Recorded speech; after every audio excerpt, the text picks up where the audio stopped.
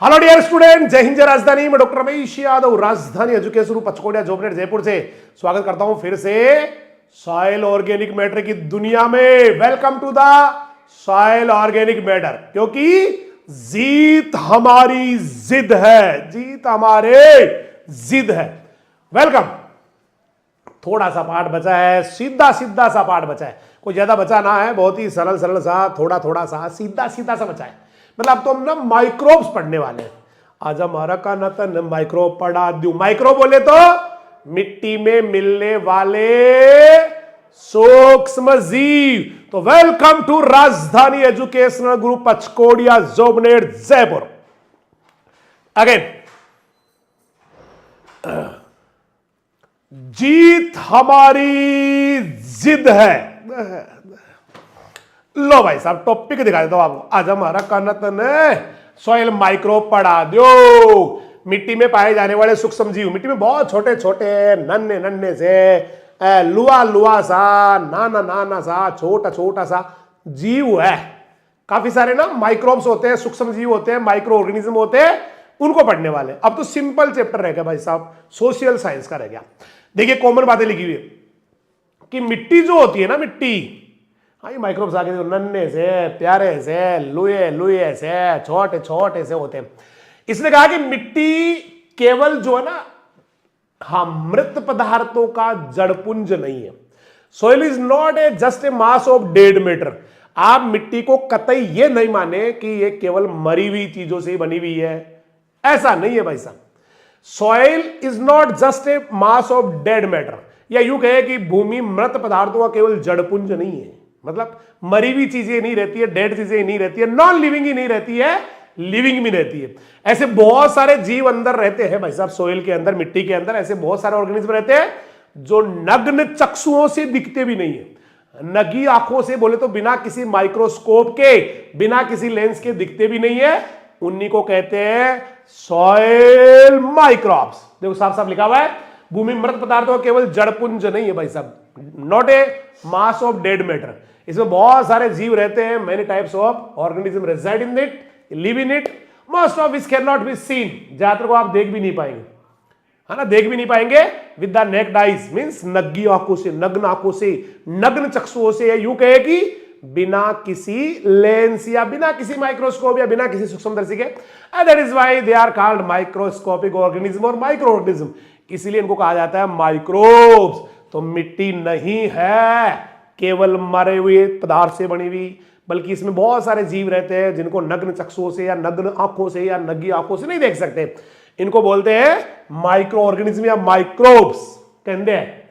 ठीक है, ये है आएगा, है ये अड़ा हो गया, अड़ा अड़ा बोलते इसको, अड़ा सा हो गया। देखो इसको है करना है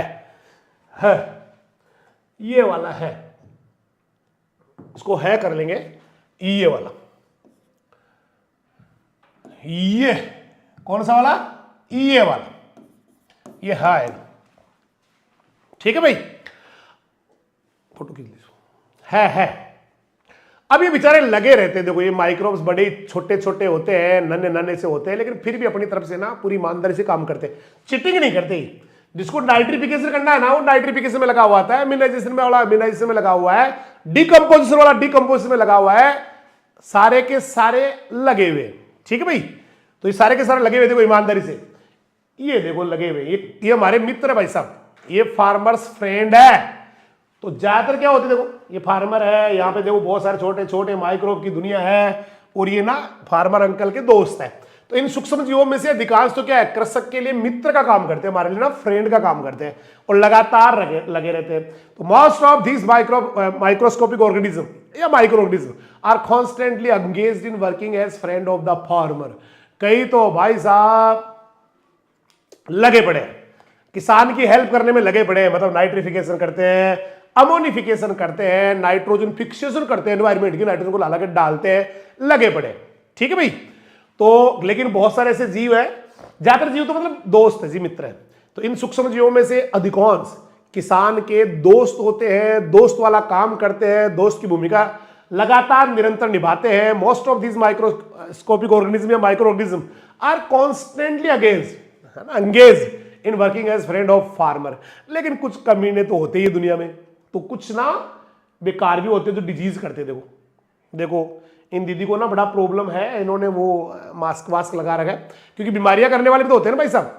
तो कुछ ऐसे भी जीव होते हैं जो हमारी फसलों में रोग करते हैं, हमारे भी करते हैं भाई साहब, हमारे भी करते हैं, फसलों में भी करते हैं, हमारे भी करते हैं, ठीक है भाई। तो लेकिन कुछ जीव ऐसे भी है जिनके कारण फसलों में बहुत सारे रोग लग जाते हैं, वो कृषि के लिए अभिशाप है, कर्स है।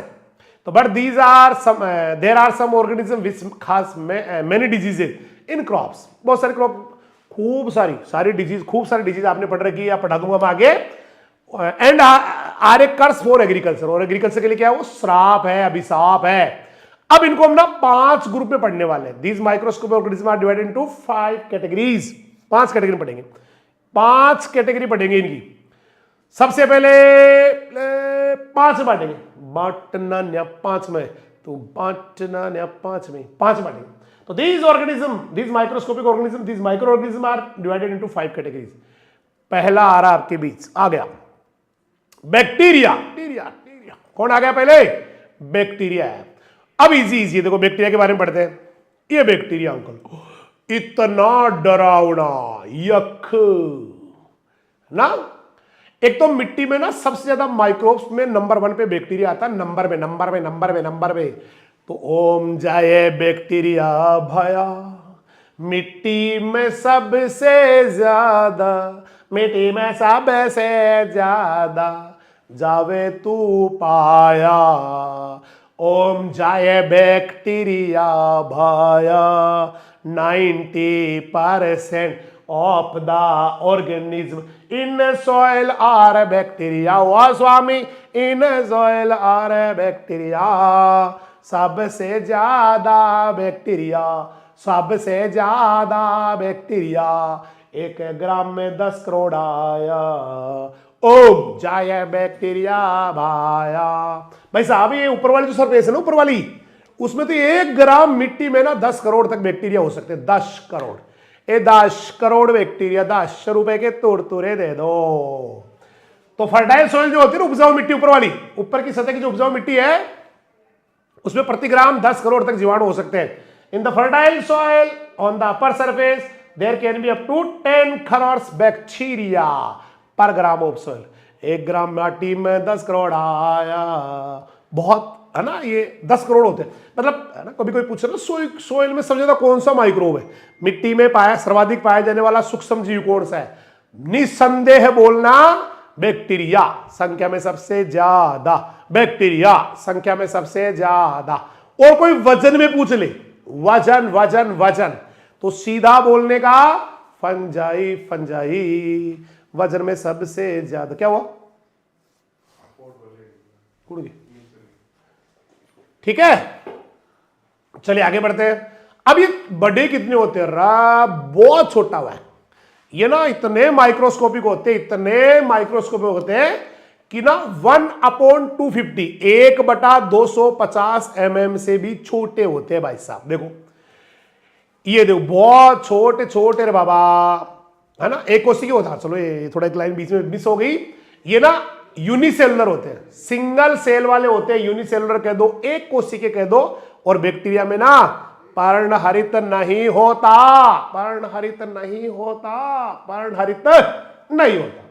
तो बेर हमारा रे सॉइल में 90% बैक्टीरिया, 1 ग्राम में 10 करोड़ तक होवे, 1 ग्राम में 10 करोड़ तक होवे। नान्या बेरा रे होते हैं यूनिसेलुलर, एक सेल और वो भी विदाउट क्लोरोफिल। तो these are single cell unicellular, ऐसे बोल, सिंगल सेल की बजाय यूनिसेलुलर ज्यादा टेक्निकल वर्ड इंग्लिश में। माइक्रोस्कोपिक ऑर्गेनिज्म, बहुत छोटे होते हैं भाई साहब, and do not have chlorophyll. और ये एल्गी की तरह, प्लांट्स की तरह क्लोरोफिल ना रखे भाई साहब, क्लोरोफिल नहीं होता इनके अंदर। अच्छा एक चीज बताओ, देखिए कितने इंटेलिजेंट हो, ये बताओ कि ये प्लांट होते हैं या एनिमल होते हैं? बैक्टीरिया प्लांट है या एनिमल है? कमेंट देखूंगा भाई साहब, कमेंट, ठीक है। अब इनकी साइज के बारे में बताता हूं मैं आपको। देखो शेप, ये देखो मैंने फीता लेके इनको मेजर करने का कोशिश किया, सारे माइक्रोब्स को, मतलब सारे बैक्टीरिया को देखा, तो इतने ज्यादा छोटे हैं कि इनमें से कोई भी 1 मिलीमीटर का 250वां भाग भी नहीं है, 250 है ना, पार्ट भी नहीं है, 1/250 पार्ट भी नहीं है। देख लो, इन जीवाणुओं की सूक्ष्मता का पता इस बात से लगाया जा सकता, अनुमान इस बात से लगाया जा सकता कितने सूक्ष्म होते हैं कि इनमें से शायद ही कोई जीवाणु 1/250 मिलीमीटर एमएम जानते हो, छोटी स्केल में छोटे छोटे जो लाइन आती है बिल्कुल टच वाली, 1 सेंटीमीटर में भी 10 मिलीमीटर होते हैं, डू यू नो, ठीक है, वो 1 सेंटीमीटर में 10 मिलीमीटर बहुत छोटे होते हैं। और बैक्टीरिया उस 1 मिलीमीटर का भी 250वां भाग भी नहीं होते। अगर एक एमएम के 250 पार्ट करो ना तो कितना छोटा हो जाएगा, कितना छोटा हो जाएगा, उतना बड़ा भी बैक्टीरिया नहीं होता। देखो, तो इन जीवाणुओं की सूक्ष्मता का, इनकी महीनता का, इनकी बारीकनेस का, बारीकपन का पता इस बात से लगता है, अनुमान लगता है कि इनमें से शायद ही कोई जीवाणु 1/250 mm से बड़ा या लंबा हो। समझ में आयो के? आज्ञो आज्ञो। चलिए भाई साहब, थोड़ा सा इंग्लिश में टेक्निकली देखते हैं इसको। हाँ, द माइन्यूटनेस कह दो, माइक्रोस्कोपिसिटी कह दो, ज्यादा अच्छा वर्ड है माइक्रोस्कोपिसिटी, है ना, यहां पर ज्यादा अच्छा वर्ड आएगा माइक्रोस्कोपिसिटी, माइक्रोस्कोपिसिटी।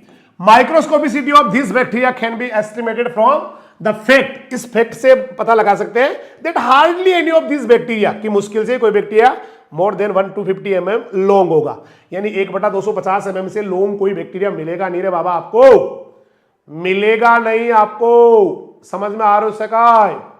पक्का श्योर मिल रहा है?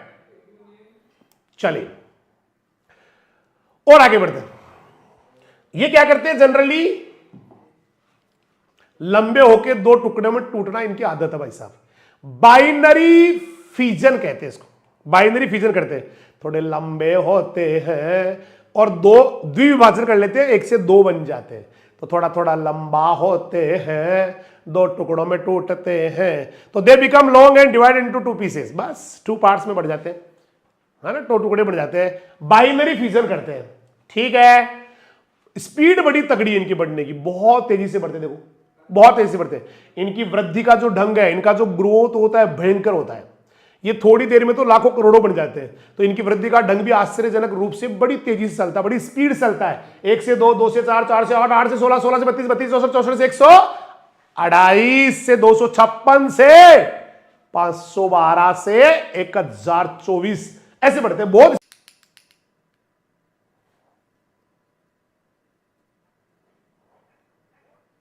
हो गया सही लो। सॉइल फर्टिलिटी को बनाए रखने में इनका बड़ा हाथ है जी, ये 2.5 किलो का हाथ है, नहीं ना इससे भी बड़ा है भाई साहब, 5 किलो का, अब 10 किलो का हाथ। तो मिट्टी की जो उर्वरता है ना, उपजाऊपन, बड़ा रोल है भाई साहब इनका। आओ मैं बताता हूं कैसे इनका बड़ा रोल है। एक तो ये क्या करते हैं, नाइट्रोजन को नाइट्रेट में बदलते हैं भाई साहब ऑर्गेनिक मैटर में, देखो। अच्छा इसको देख लिया नहीं पहले वाले को, इनका भूमि की मिट्टी की जो है ना, मृदा की उर्वरता बढ़ाने में बड़ा भारी हाथ है। They play major role in maintaining the fertility of the soil. और ये ऑर्गेनिक मैटर को तोड़ तोड़ के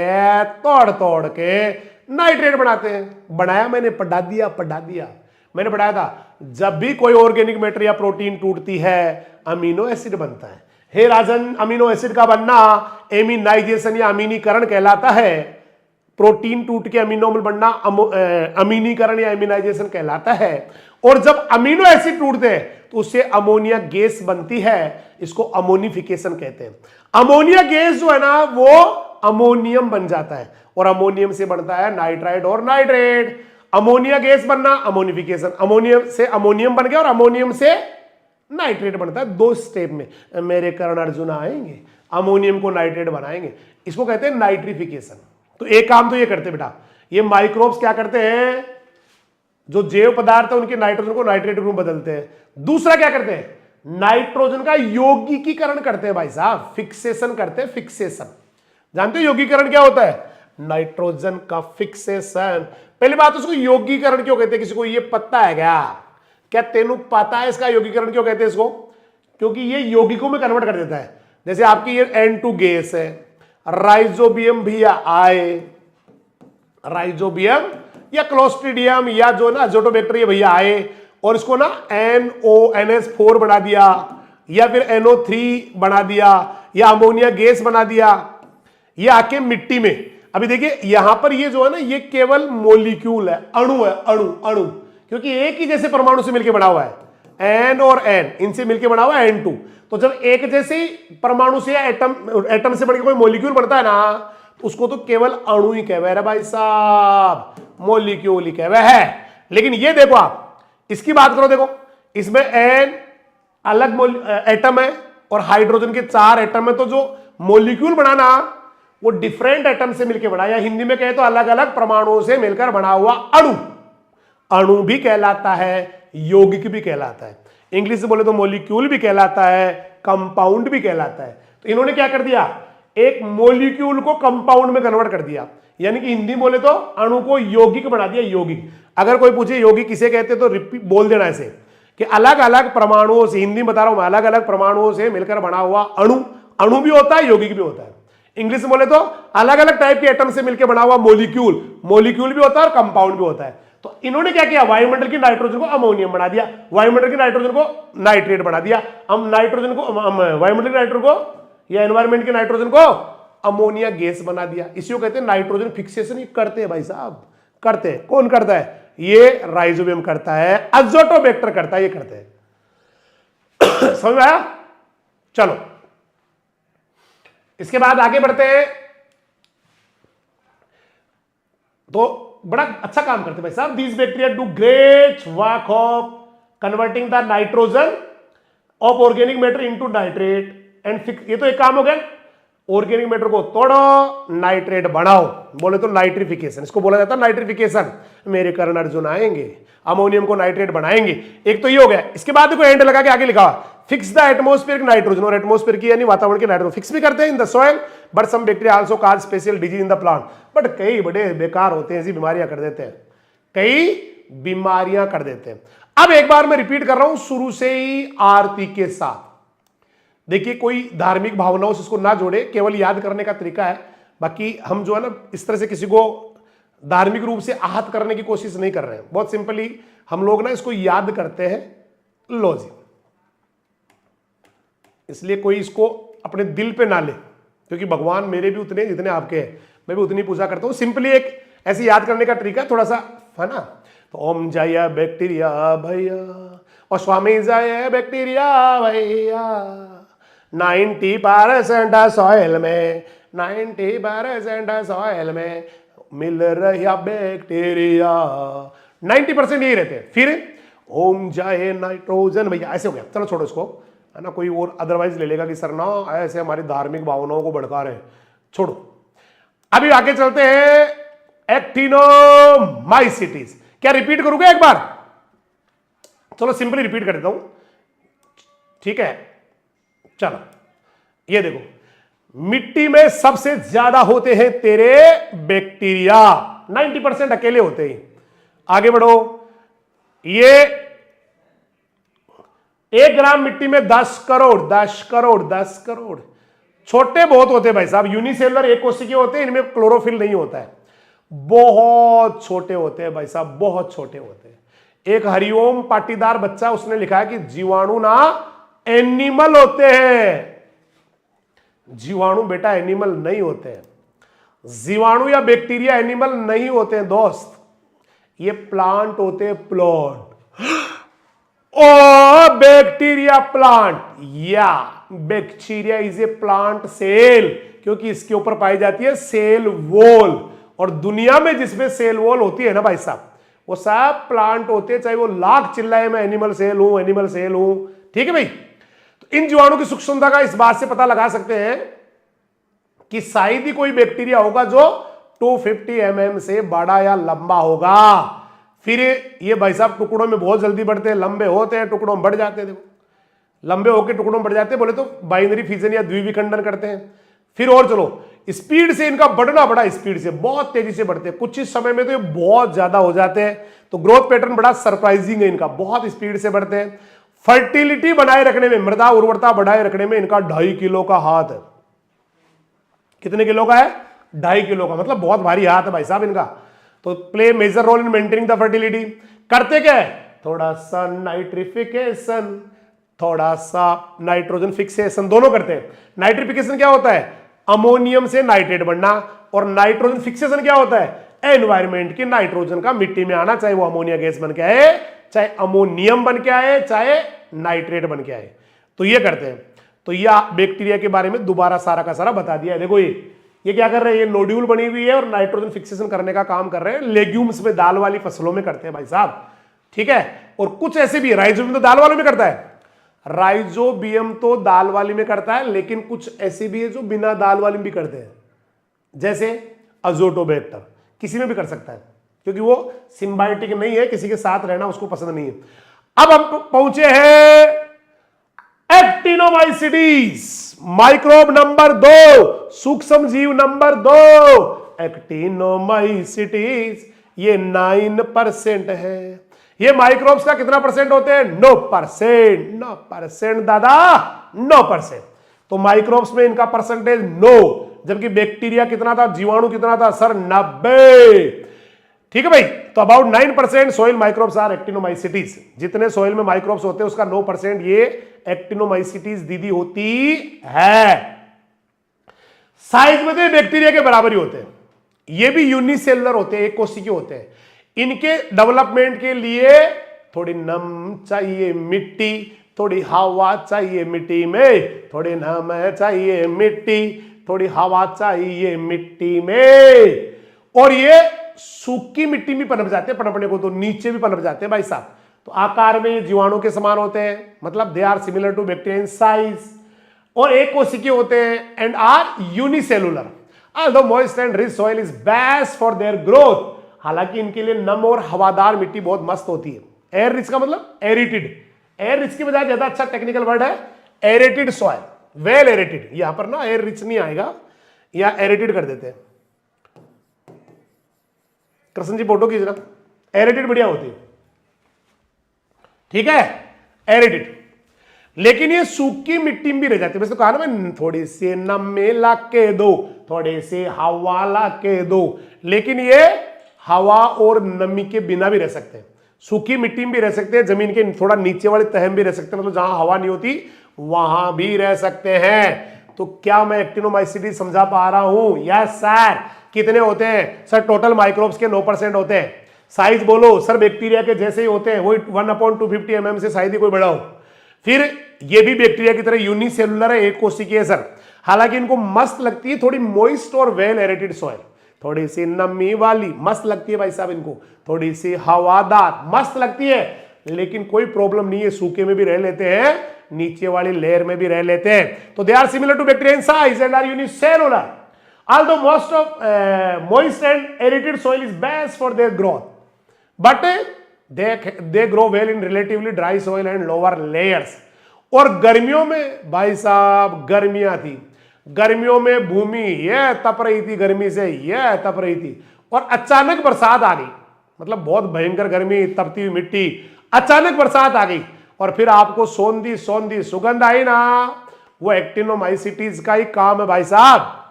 तो सौंधी सौंधी आती है हवा एक्टिनोमाइसिटीज के कारण, ओ सौंधी सौंधी आती है सुगंध एक्टिनोमाइसिटीज के कारण। तो ग्रीष्म ऋतु में जब भूमि धूप से बहुत भली प्रकार तप लेती है, तो ग्रीष्म ऋतु में जब भूमि धूप से भली प्रकार तप लेती है, इसके बाद पहली बरसात होने पर भूमि से जो सौंधी सौंधी सुगंध आती है, मस्त आती है भाई साहब, मस्त मजा आ जाता है। वो सुगंध किसका? पुरुषार्थ का ही फल है, एक्टिनोमाइसिटीज के पुरुषार्थ का ही फल है। आपकी बुक में लिखा, वैसे ही लैंग्वेज लिया मैंने। तो क्यों आती है सौंधी सौंधी सुगंध? उत्तर आएगा एक्टिनोमाइसिटीज। तो when the soil is well heated by the sun, धूप से बहुत ज्यादा हीट हो गई सॉइल में in the summer season, after the first rain, जैसे ही फर्स्ट रेन आई उसके बाद में ए स्वीट फ्रेग्रेंस, सुगंध, स्वीट बोले तो अच्छी अच्छी सौंधी मीठी, फ्रेग्रेंस यानी सुगंध, comes from the soil. This fragrance is the result of the effort of actinomycetes. किसकी वजह से आती है वो? एक्टिनोमाइसिटीज की। तो गर्मियों का मौसम था, मिट्टी तप रही थी, अचानक बरसात आ गई, सौंधी सौंधी सुगंध आने लग गई एक्टिनोमाइसिटीज के कारण। अब ये करती क्या है? ये ऑर्गेनिक, इसका सबसे बड़ा रोल है ऑर्गेनिक मैटर का डिकम्पोजिशन, जीवांश पदार्थ सड़वाए लो, तीनों ही करते हैं। जीवांश पदार्थ सड़वाए लो, बैक्टीरिया तेरे पास है, फंजाई तेरे पास है, एक्टिनोमाइसिटीज तेरे पास है। तो इनका काम है ऑर्गेनिक मैटर का डिसोल्यूशन करना, उसको ब्रेक डाउन करना, उसका अपघटन करना। देखो ये भूमि से जैव पदार्थों का विलयन कर, मतलब उनको विलयन में ले आती है, उनको ब्रेक डाउन करके तोड़ तोड़ के, और पौधों के लिए उससे क्या निकल जाते हैं, न्यूट्रिएंट्स।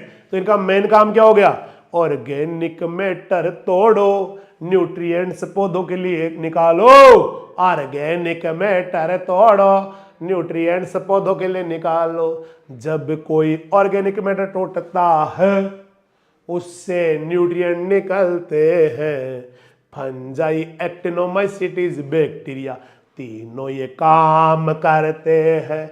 और जब कोई ऑर्गेनिक मैटर टूटने से निकलता है उसको डिसॉल्व कर देते हैं, न्यूट्रिएंट्स को घोल घोल के सोइल सॉल्यूशन में ले आते हैं, मृदा विलयन में ले आते हैं। देखो these organisms dissolve organic substance from the soil and release various plant nutrients in them, घोल के ले आते हैं।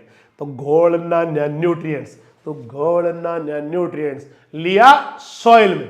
और क्या करते हैं, और भी ब्रेक डाउन करते हैं। देखो इसके अलावा भी क्या करते हैं, एक्टिनोमाइसिटीज कई सारे कंपाउंड्स को, कई सारे यौगिकों को सिंपल फॉर्म में कन्वर्ट कर देते और प्लांट के लिए यूजफुल बना देते।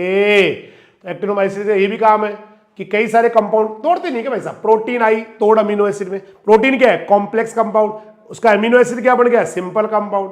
सेलुलोज आई तोड़ ग्लूकोज में, सेलुलोज क्या है, जटिल यौगिक, उसको तोड़ दिया ग्लूकोज में, सरल यौगिक।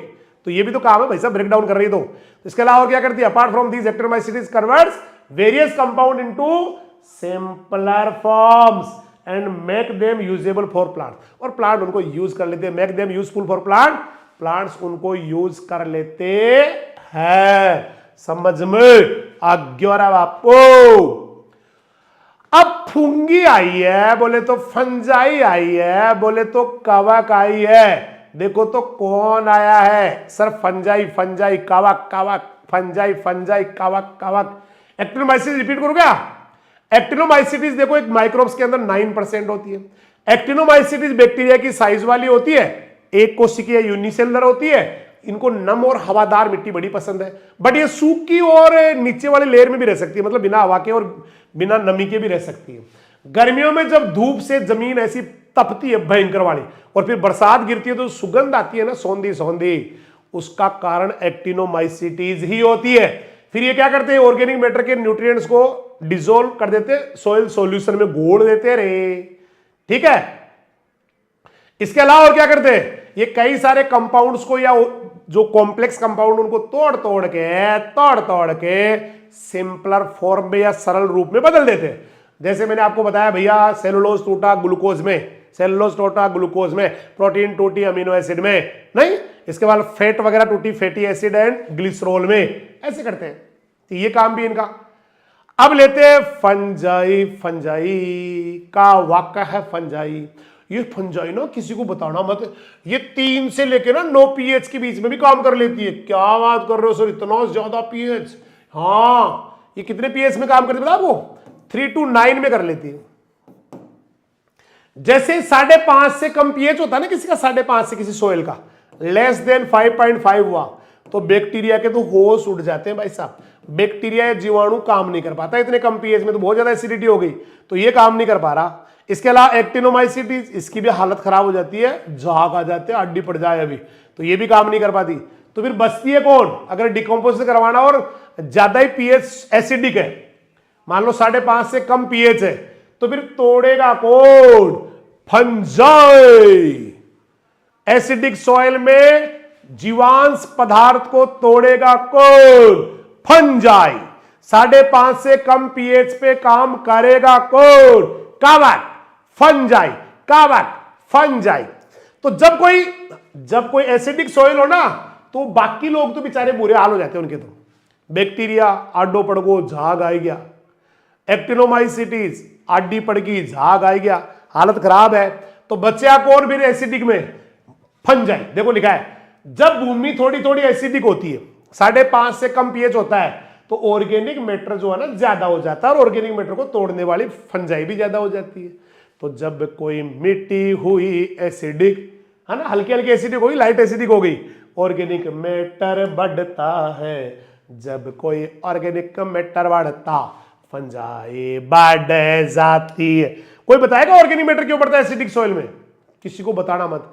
एसिडिक सॉइल तभी बढ़ती है जब ज्यादा बरसात होती है। अधिक वर्षा अम्लीय मृदा, अम्लीय मृदा अधिक वर्षा। ज्यादा बरसात से बढ़ती है अम्लीय मृदा, क्योंकि लवण और क्षारों की हो जाती है लेचिंग। लवण और क्षारों की हो जाती है लेचिंग, और जब उनकी लीचिंग होगी तो एसिड वाले आयरन एल्यूमिनियम यही बचते हैं ऊपर, हाइड्रोजन वगैरह, तो अम्लीय बन जाती है। तो इसका मतलब ज्यादा बरसात से अम्लीय बन गई, ज्यादा बरसात से पेड़ पौधे भी ज्यादा हो गए, पेड़ पौधे ज्यादा हो गए तो ऑर्गेनिक मैटर ज्यादा हो गया, ऑर्गेनिक मैटर ज्यादा हो गया तो फंजाई आ गई एसिडिक में, क्योंकि बाकी तो उनकी हालत खराब है। बाकी तो वो बैक्टीरिया और एक्टिनोमाइसीट्स क्या, वो तो आडा पड़र झागा पड़े है। ठीक है भाई, इंग्लिश में देखो, fungi are found in abundance, abundance बोले तो ज्यादा, more in the soil which is somewhat acidic, जो थोड़ी बहुत एसिडिक होती है उसमें फंजाई ज्यादा मिलती है, and has abundance of organic matter, और उसके अंदर है ऑर्गेनिक मैटर भी ज्यादा मिलता है। तो ज्यादा बरसात से सॉइल एसिडिक है, ज्यादा बरसात से ऑर्गेनिक मैटर ज्यादा, जीवांश पदार्थ भी ज्यादा। ये एक कोशिकीय नाव है भाई साहब, फूंगी है मारी, फंजाई है बाई, मल्टी सेलुलर, बहुकोशिकीय होवे। ये तो बहुकोशिकीय होती, देखा ना कभी ये उगा हुआ ऐसा कभी? कुकुरमुत्ता, कुकुरमुत्ता, मशरूम या और कोई फंजाई, पेनिसिलियम, म्यूकर, पक्सीनिया, ये खूब सारी उगती रहती है। तो ये मल्टी सेलुलर है, मतलब बहुत सारी कोशिकाओं से बनता है, ये एक कोशिका नहीं बनता। लेकिन क्लोरोफिल इसमें भी नहीं है, ये भी अपना फूड खुद नहीं बना पाता, ये भी अपना फूड खुद नहीं बना पाता, दूसरों से ही लेता है भाई साहब। ठीक है, देखो, these are multicellular organism but chlorophyll is not found in them either. हालांकि ये मल्टीसेलुलर है, फिर भी इसमें क्लोरोफिल या पर्णहरित नहीं होता है, नहीं आता इसमें, फिर भी इसमें पर्णहरित नहीं होता है, अरे है नहीं आएगा दोबारा। फिर भी देखो, ये बहुकोशिकीय है, खूब सारी कोशिकाओं वाला बहुकोशीय है, मल्टी सेलुलर है, फिर भी इसमें क्लोरोफिल या पर्णहरित नहीं होता। हो गया सही अब की बात। ठीक है, these are multicellular organism but chlorophyll is not found in them either. ये अपनी शक्ति से क्या करते हैं, एनर्जी कहां से लेती है फंजाई? जीवांश पदार्थ से लेती, कार्बन से भी है लेती। ये कचरे पे उगती है रे बाबा, खूब देखिए आपने, ये अनगाम सांप की छांग्यार, सांप का छत्तार, अम्ब्रेला ऑफ स्नेक ऐसे बोलते हैं, है ना? ये फंजाई है ना, फंजाई है, खूब उगती है। और भी फंजाई आपने देखी होगी, जैसे कभी अचार में देखा हो, अचार, अचार नहीं देखा, उसमें वो रुई रुई सी आ जाती है, कोटनी फंगल ग्रोथ आ जाती है, वो भी फंजाई है। कभी रोटी कोई बासी पड़ी हो, थोड़ी सड़ गई हो, उस पर काला काला सा आ जाता है, वो भी फंजाई है। इस तरह की उगी हुई देखी हो, ये भी फंजाई है। ठीक है, ऐसे आते हैं। ये अपनी शक्ति कहां से लेते हैं? कार्बन से, मतलब कार्बोहाइड्रेट से, है ना। ये अपनी ताकत कहां से लेते हैं भाई साहब? मुझको ताकत ला के दो, फंजाई हूं, फंजाई हूं, मुझको कार्बन से चाहिए पावर, फंजाई हूं, फंजाई हूं, मतलब जीवांश पदार्थ से, ऑर्गेनिक मैटर से, इनसे लेती है। देखो, जीवांश पदार्थ से या कार्बन से, बोले तो कार्बोहाइड्रेट से है ना, इनसे लेती है। तो they drive their power from carbon and organic matter.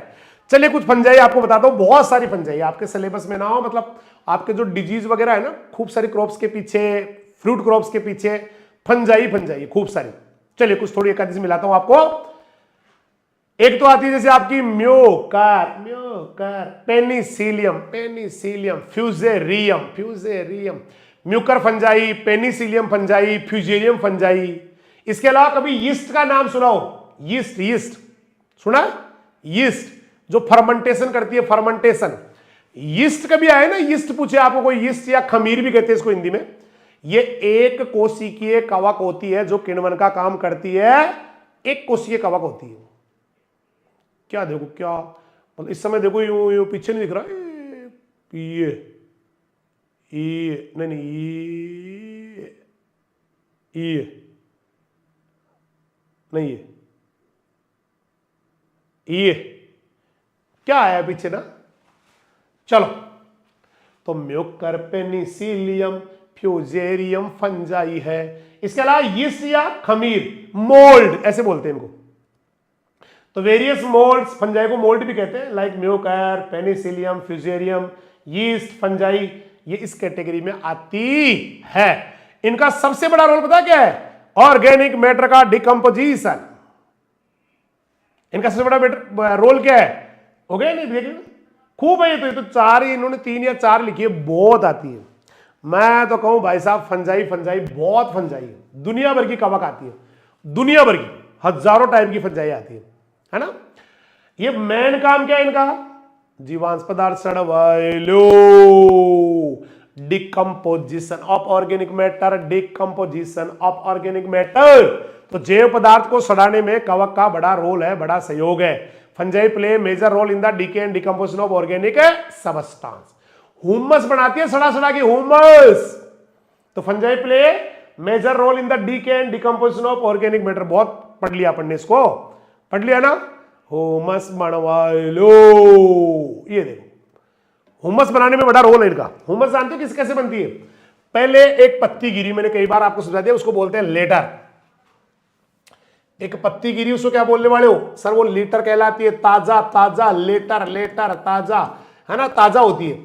ताजा मतलब जिसका अपघटन हुआ ही नहीं, अन अपघटित बोले तो अनडिकम्पोज्ड ऑर्गेनिक मैटर, कार्बनिक पदार्थ या जीवांश पदार्थ, या जीवांश पदार्थ कहते हैं उसको ना, ऐसे कहते हैं। फिर आता है डफ। डफ क्या होता है? आंशिक अपघटन होने से बनता है। आंशिक अपघटित कार्बनिक पदार्थ बोले तो पार्शियली डिकम्पोज ऑर्गेनिक मैटर। और एक होती है हुमस। हुमस क्या होती है? पूर्ण अपघटित, जब पूरा सड़ गया।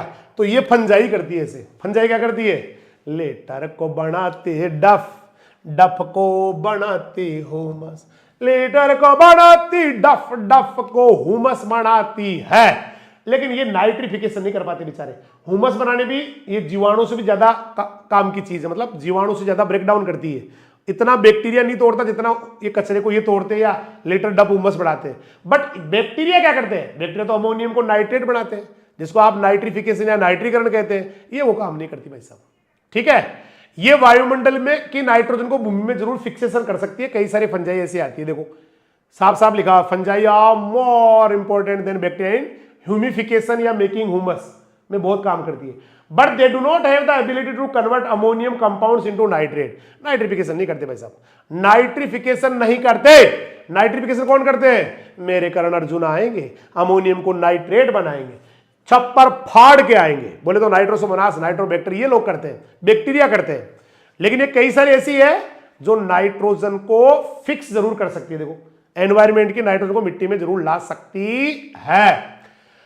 अब कभी आपने हाईपी हुई पी पढ़ी है क्या? हाईपी हुई पी ना पढ़ी? चलो मैं बताता हूं आपको। एक्चुअली इनकी जो बॉडी आती है ना, बॉडी, इनकी जो बॉडी है जो दिख रही है आपको, ये बॉडी तो कहलाती है थैलस। इसके लिए टेक्निकल वर्ड आता है थैलस। थैलस फंगस की बॉडी क्या कहलाती है? थैलस। थैलोफाइटा में आती है, थैलस कहलाती है। इस थैलस में से अगर आप एक धागा ऐसे निकालो ना, इनमें से देखो धागे धागे दिख रहे हैं आपको खूब सारे, इनमें से अगर आप एक ये इस तरह का थ्रेड लाइक स्ट्रक्चर निकाल ले, एक ट्यूब सी आती है, नलियां आती है धागे जैसी, इसके लिए वर्ड आता है हाइफे, HYPHAE, हाइफी, या हिंदी में कहते हैं कवक तंतु। हिंदी में क्या बोलते हैं इसको? कवक तंतु। लेकिन अगर ये हाइफी ना ऐसे बहुत सारे होकर जाल सा बन जाए, ऐसे बन जाए जाल, ऐसे बन जाएगा, ऐसे जाल बन जाए, इसके लिए वर्ड आता है माइसीलियम। माइसीलियम है ना, माइसीलियम, माइसीलियम।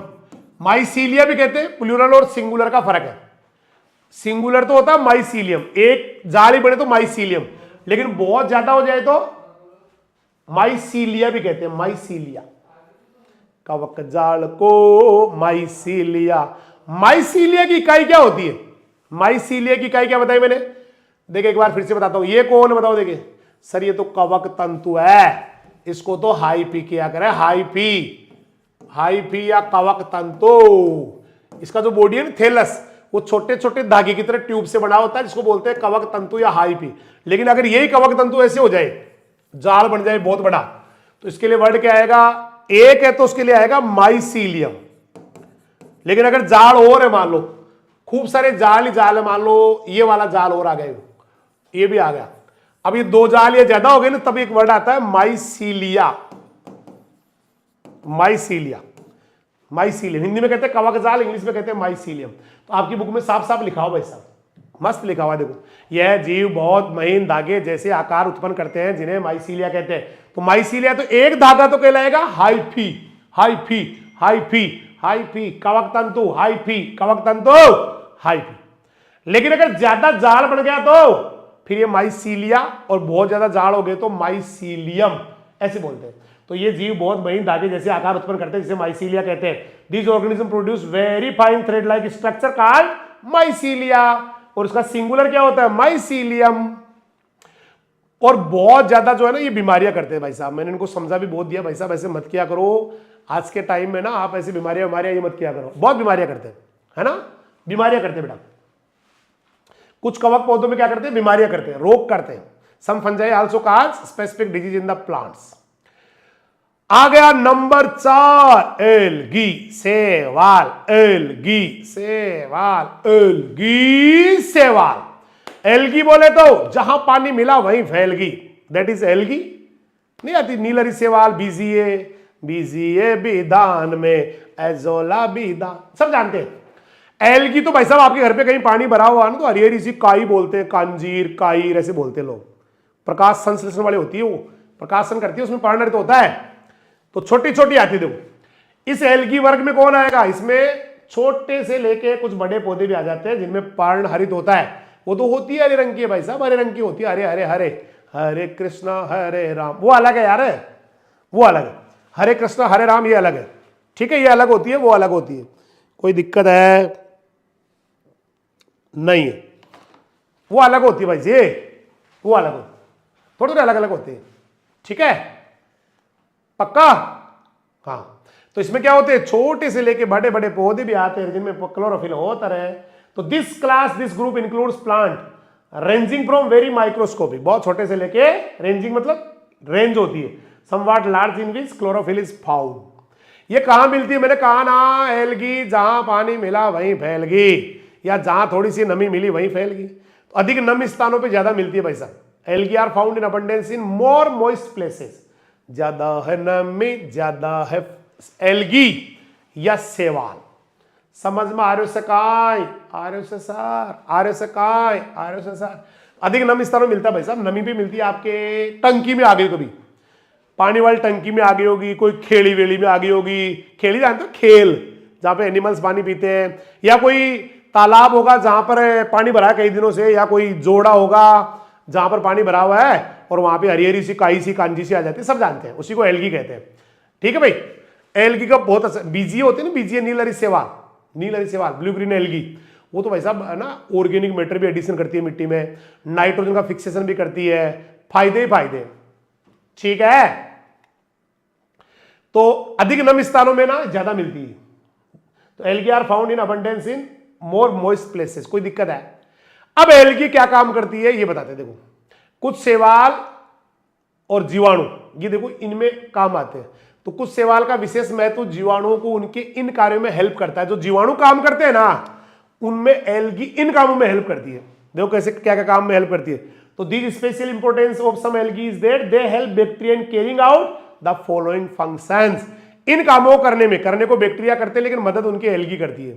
जैसे पहला काम बताओ एल्गी का, जो बैक्टीरिया के से करवाती है, बैक्टीरिया की मदद करती है जिस काम के अंदर, पहला है डिकम्पोजिशन ऑफ प्लांट टिश्यूज। जीवांश पदार्थ का, जो पौधों का टिश्यू होता है जीवांश पदार्थ में, ऑर्गेनिक मैटर में, उसको तोड़ने में ये बैक्टीरिया की हेल्प करती है। तो प्लांट टिश्यूज या पादप उत्तकों का अपघटन करने में एल्गी बैक्टीरिया की मदद करती है, सहायता करती है।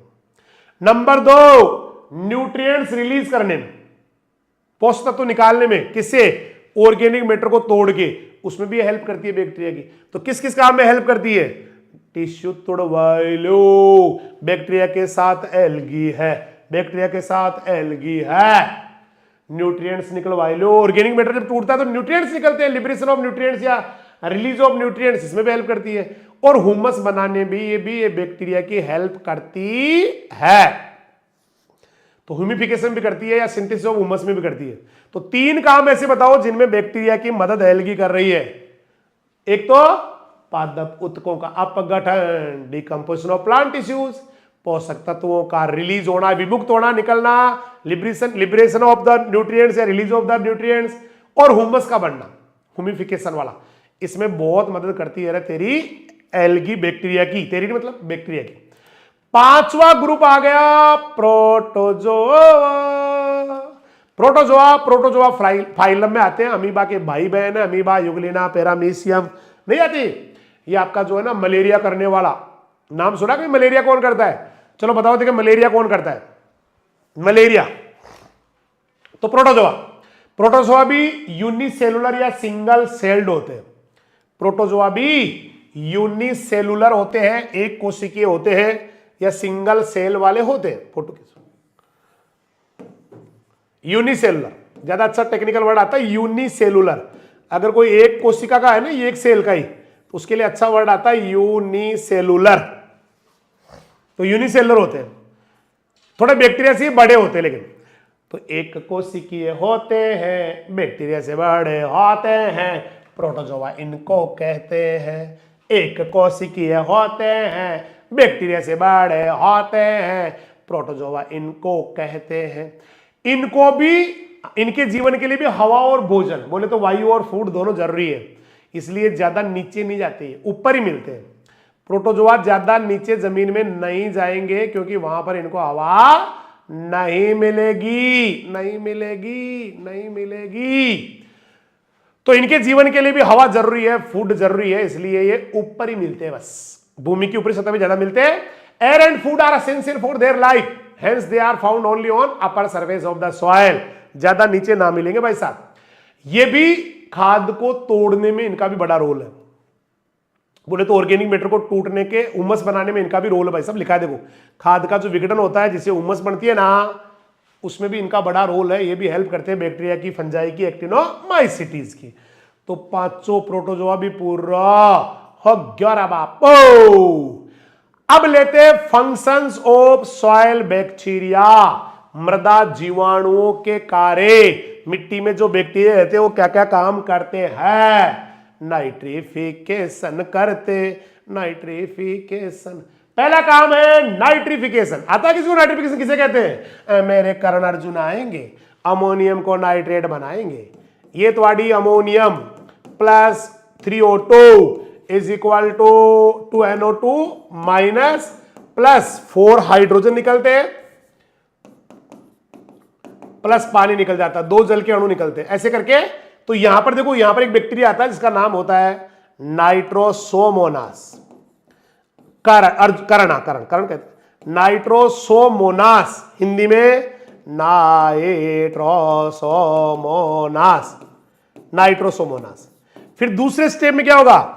इस नाइट्राइट का, इसका नाम क्या है? Nitrite, nitrite.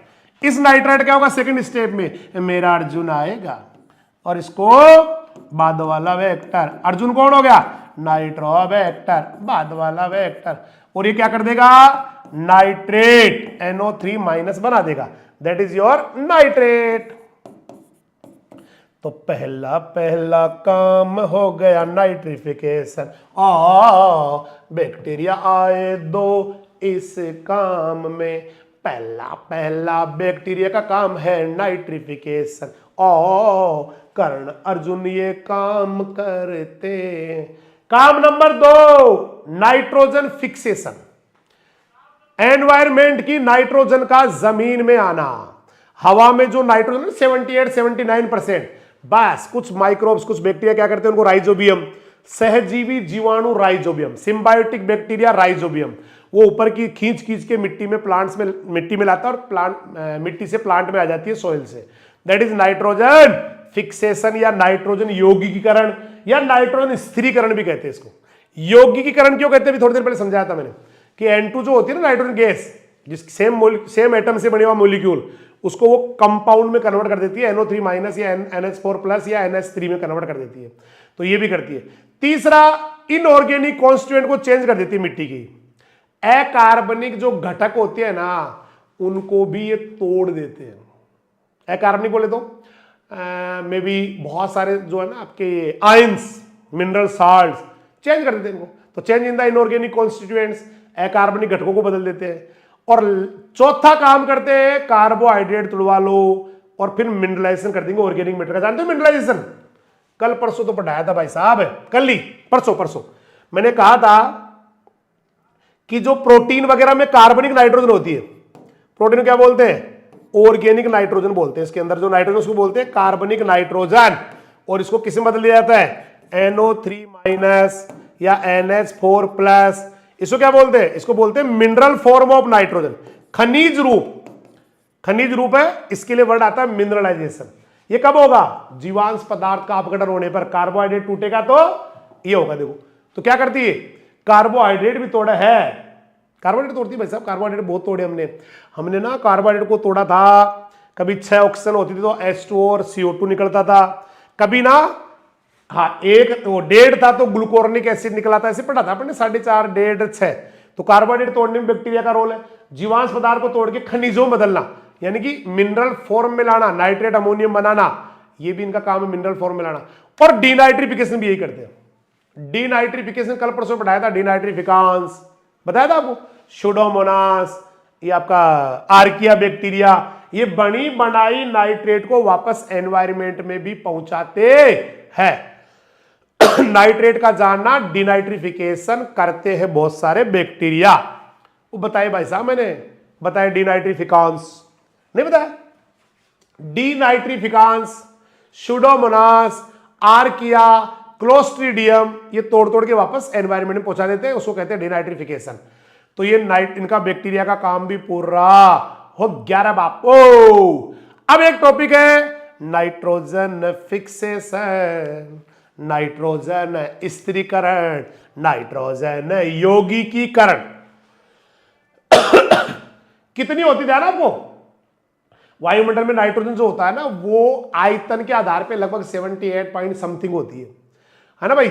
और भार के हिसाब से 75 होती है।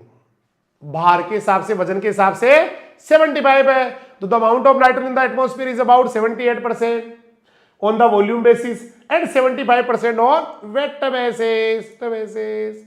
समझ में आ गया? अब लेते हैं नाइट्रोजन फिक्सेशन है क्या? क्या है ये नाइट्रोजन फिक्सेशन? क्या है? चलिए बताता हूं आपको।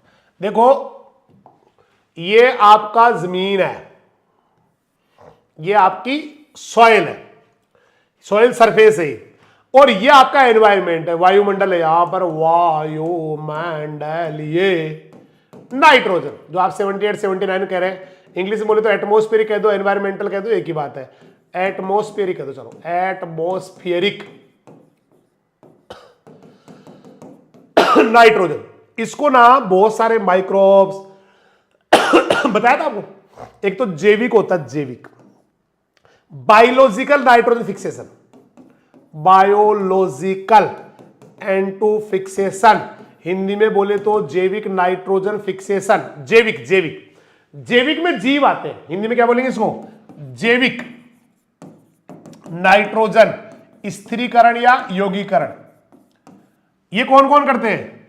जैसे ये इनको दो ग्रुप में बांटते हैं। एक तो बैक्टीरिया करते हैं, बैक्टीरिया नोड्यूल बढ़ा के करते हैं। एक ये आपका ना बीजीए और एजोला करते हैं, बीजीए एंड एजोला। बीजीए बोले तो ब्लू ग्रीन एल्गी, नील हरी शैवाल। अब बैक्टीरिया भी दो ग्रुप में बढ़ते हैं, किसी ने पढ़ा हो तो। एक तो होते हैं सिम्बायोटिक, सहजीवी, जैसे राइजोबियम सिम्बायोटिक होता हो। एक होते हैं नॉन सिम्बायोटिक या असहजीवी, नॉन सिम्बायोटिक कह दो या फ्री लिविंग कह दो। सहजीवी में कौन आता है? सहजीवी में या सिम्बायोटिक में आता है क्या? राइजोबियम। राइजोबियम दाल वाली फसलों के साथ सहजीवी के रूप में रहता है, सिम्बायोटिकली रहता है। ये सिम्बायोसिस क्या जानते हो? दो जीवों का ऐसा संबंध, दो जीवों का ऐसा संबंध जिसमें दोनों को एक दूसरे से लाभ होता है। An association between two organism, an association between two organism which gets benefit from each other, which gets benefit from each other. और आगे फिर लेकिन एक दूसरे के बिना नहीं रह सकते, but can't live without each other. तो दो जीवों का ऐसा संबंध जिसमें दोनों को एक दूसरे से लाभ होता है, वह दोनों अलग अलग नहीं रह सकते हैं, इसको बोलते हैं symbiosis, an association between two organism in which both gets benefit from each other and can't live without each other. Correct. तो उसमें राइजोबियम मैन आता है, होने को तो एक और आता है क्लोस्ट्रीडियम, वो हाँ एजोस्पिरिलम, एजोस्पिरिलम आता है जो घासों के साथ तो रहता है सिम्बायोटिकली, बाकी ऐसे ही रहता है। और कुछ आते हैं जो अकेले रहते हैं, किसी की राई दुआई में ही नहीं है, उनको नॉन सिम्बायोटिक कहते हैं, फ्री लिविंग कहते हैं, स्वतंत्र जीवी कहते हैं, असहजीवी कहते हैं। उसमें आपका अजोटोबैक्टर आ गया, क्लोस्ट्रीडियम आ गया, फ्रेंकिया आ गया, बिजेरेंकिया आ गया, ये अकेले अकेले नाइट्रोजन फिक्सेशन करते हैं, किसी की राई दुआई में नहीं रहते। तो अब बात ये चल रही कि होती क्या है, ये तो हो गया जैविक। जैविक के अलावा भी बताया था मैंने आपको अजैविक भी होता है, एबायोटिक या नॉन बायोलॉजिकल भी होता है, नॉन बायोलॉजिकल नाइट्रोजन फिक्सेशन, अजैविक नाइट्रोजन स्थिरीकरण भी होता है। ये कौन करती है? बिजली का कड़कना रे, बिजली कड़कना बताया था मैंने आपको, बरसात के साथ आना बताया था मैंने आपको, और ये फैक्ट्रीज वैक्ट्रीज से भी नाइट्रोजन फिक्सेशन होता है। बहुत सारी फर्टिलाइजर की फैक्ट्री, बहुत सारी केमिकल बनाने वाली फैक्ट्री डायरेक्ट एनवायरमेंट के नाइट्रोजन को लेके उससे केमिकल्स बना देती है।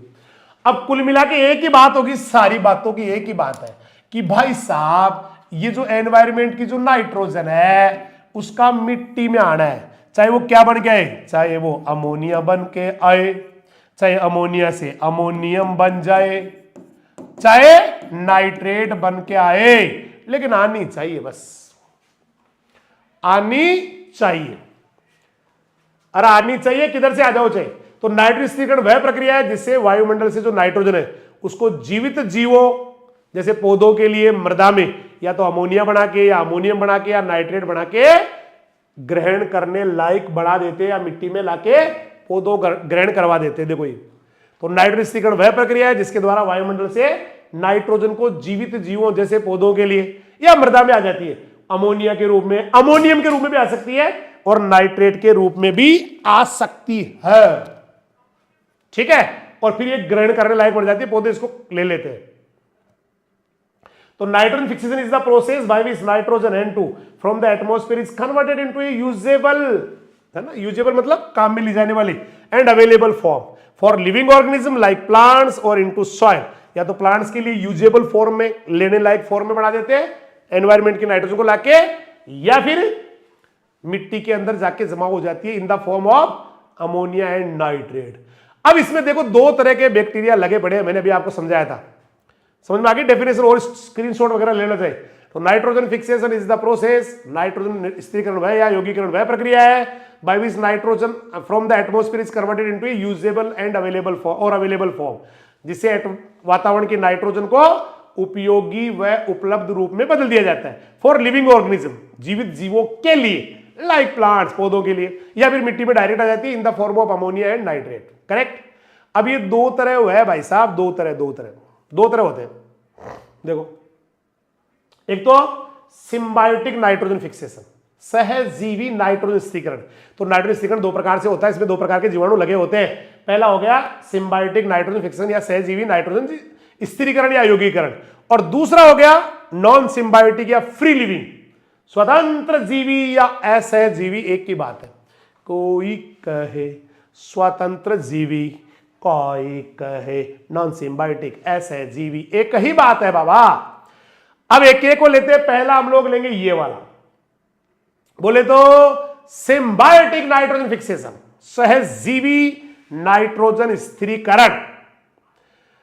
तो फली वाले जो पौधे हैं ना, मतलब लेग्यूम्स या दाल वाले पौधे, जैसे सनई है, डेंचा है, बरसीम है, मटर है, मूंग है, चना है, अरहर है ना, ये आपका चौला है, ये सारे के सारे पौधे क्या करते हैं, इनकी जड़ों में छोटी छोटी नोड्यूल्स होती है, छोटी छोटी नोड्यूल्स होती है, ग्रंथियां होती है, और ये ग्रंथियों से क्या करते हैं, एनवायरमेंट, इसमें एक बैक्टीरिया लेके घूम रहे होते हैं, एक बैक्टीरिया इसके अंदर होता है, इन ग्रंथियों में जो दिख रहे हैं ना आपको गांठे से गांठे, इनमें एक बैक्टीरिया होता है राइजोबियम अंकल, है ना, उस ये नाइट्रोजन फिक्सेशन करते हैं। देखो तो अधिकांश दलहनी पौधों में, जैसे सनई है, सन है, डेंचा, बरसीम, मटर, मूंग, चना, अरहर, इनकी जड़ों में छोटी छोटी ग्रंथियां नोड्यूल होती है। इन ग्रंथियों में वायुमंडल से मृदा में नाइट्रोजन स्थिर करने वाले बैक्टीरिया रहते हैं, जीवाणु इनके अंदर रहते हैं। आगे भाई इंग्लिश में देख लो। Most leguminous plants like sunhemp, dhaincha, berseem, peas, मटर, mung bean, gram, arhar, cowpea etcetera have many small nodules, छोटी छोटी नोड्यूल्स रखते हैं in their roots. Bacteria that fix nitrogen from atmosphere to the soil live in these nodules. और जो bacteria nitrogen fixation करते हैं ना, वो इन नोड्यूल में रहते हैं। क्या बात है, देखो आप क्या नोड्यूल बनवाइए इनसे, वाह वाह नोड्यूल, वाह क्या नोड्यूल बनी है, देखिए शानदार। अब ये सही है भाई, ठीक है। अब इन बैक्टीरिया को तो क्या फायदा, उसके अंदर एक बैक्टीरिया बैठा है। आपको पता है सिम्बायोसिस क्यों कहेंगे, सिम्बायोटिक क्यों कहेंगे? देखो ये भैया इनके अंदर रहता है, ये नोड्यूल्स है ना ये वाली, इनमें रहता है। जैसे राइजोबियम, राइजोबियम रहता है इनके अंदर। ये राइजोबियम क्या करता है, इनको क्या करता है, वापस से एनवायरमेंट से ऊपर से नाइट्रोजन ला के इनको प्लांट्स को देता रहता है। दे दे रे दे दे पौधा ने नाइट्रोजन, तो फायदा हो गया ना पौधे को। तो फिर ये क्या देगा उसको, पौधा बदले में क्या देगा, दोनों को फायदा होना चाहिए ना। सिम्बायोसिस है, सिम्बायोसिस होता है क्या है, सहजीविता क्या होती है, दो जीवों का ऐसा संबंध जिसमें दोनों को एक दूसरे से लाभ होता है और दोनों एक दूसरे के बिना जीवित नहीं रह सकते। An association between two organism in which both gets benefit from each other and can't live without each other, correct. तो इसको क्या फायदा होगा बैक्टीरिया को, ये बैक्टीरिया देखो यहां घूम रहा है, ये बाहर निकल के आया हुआ है।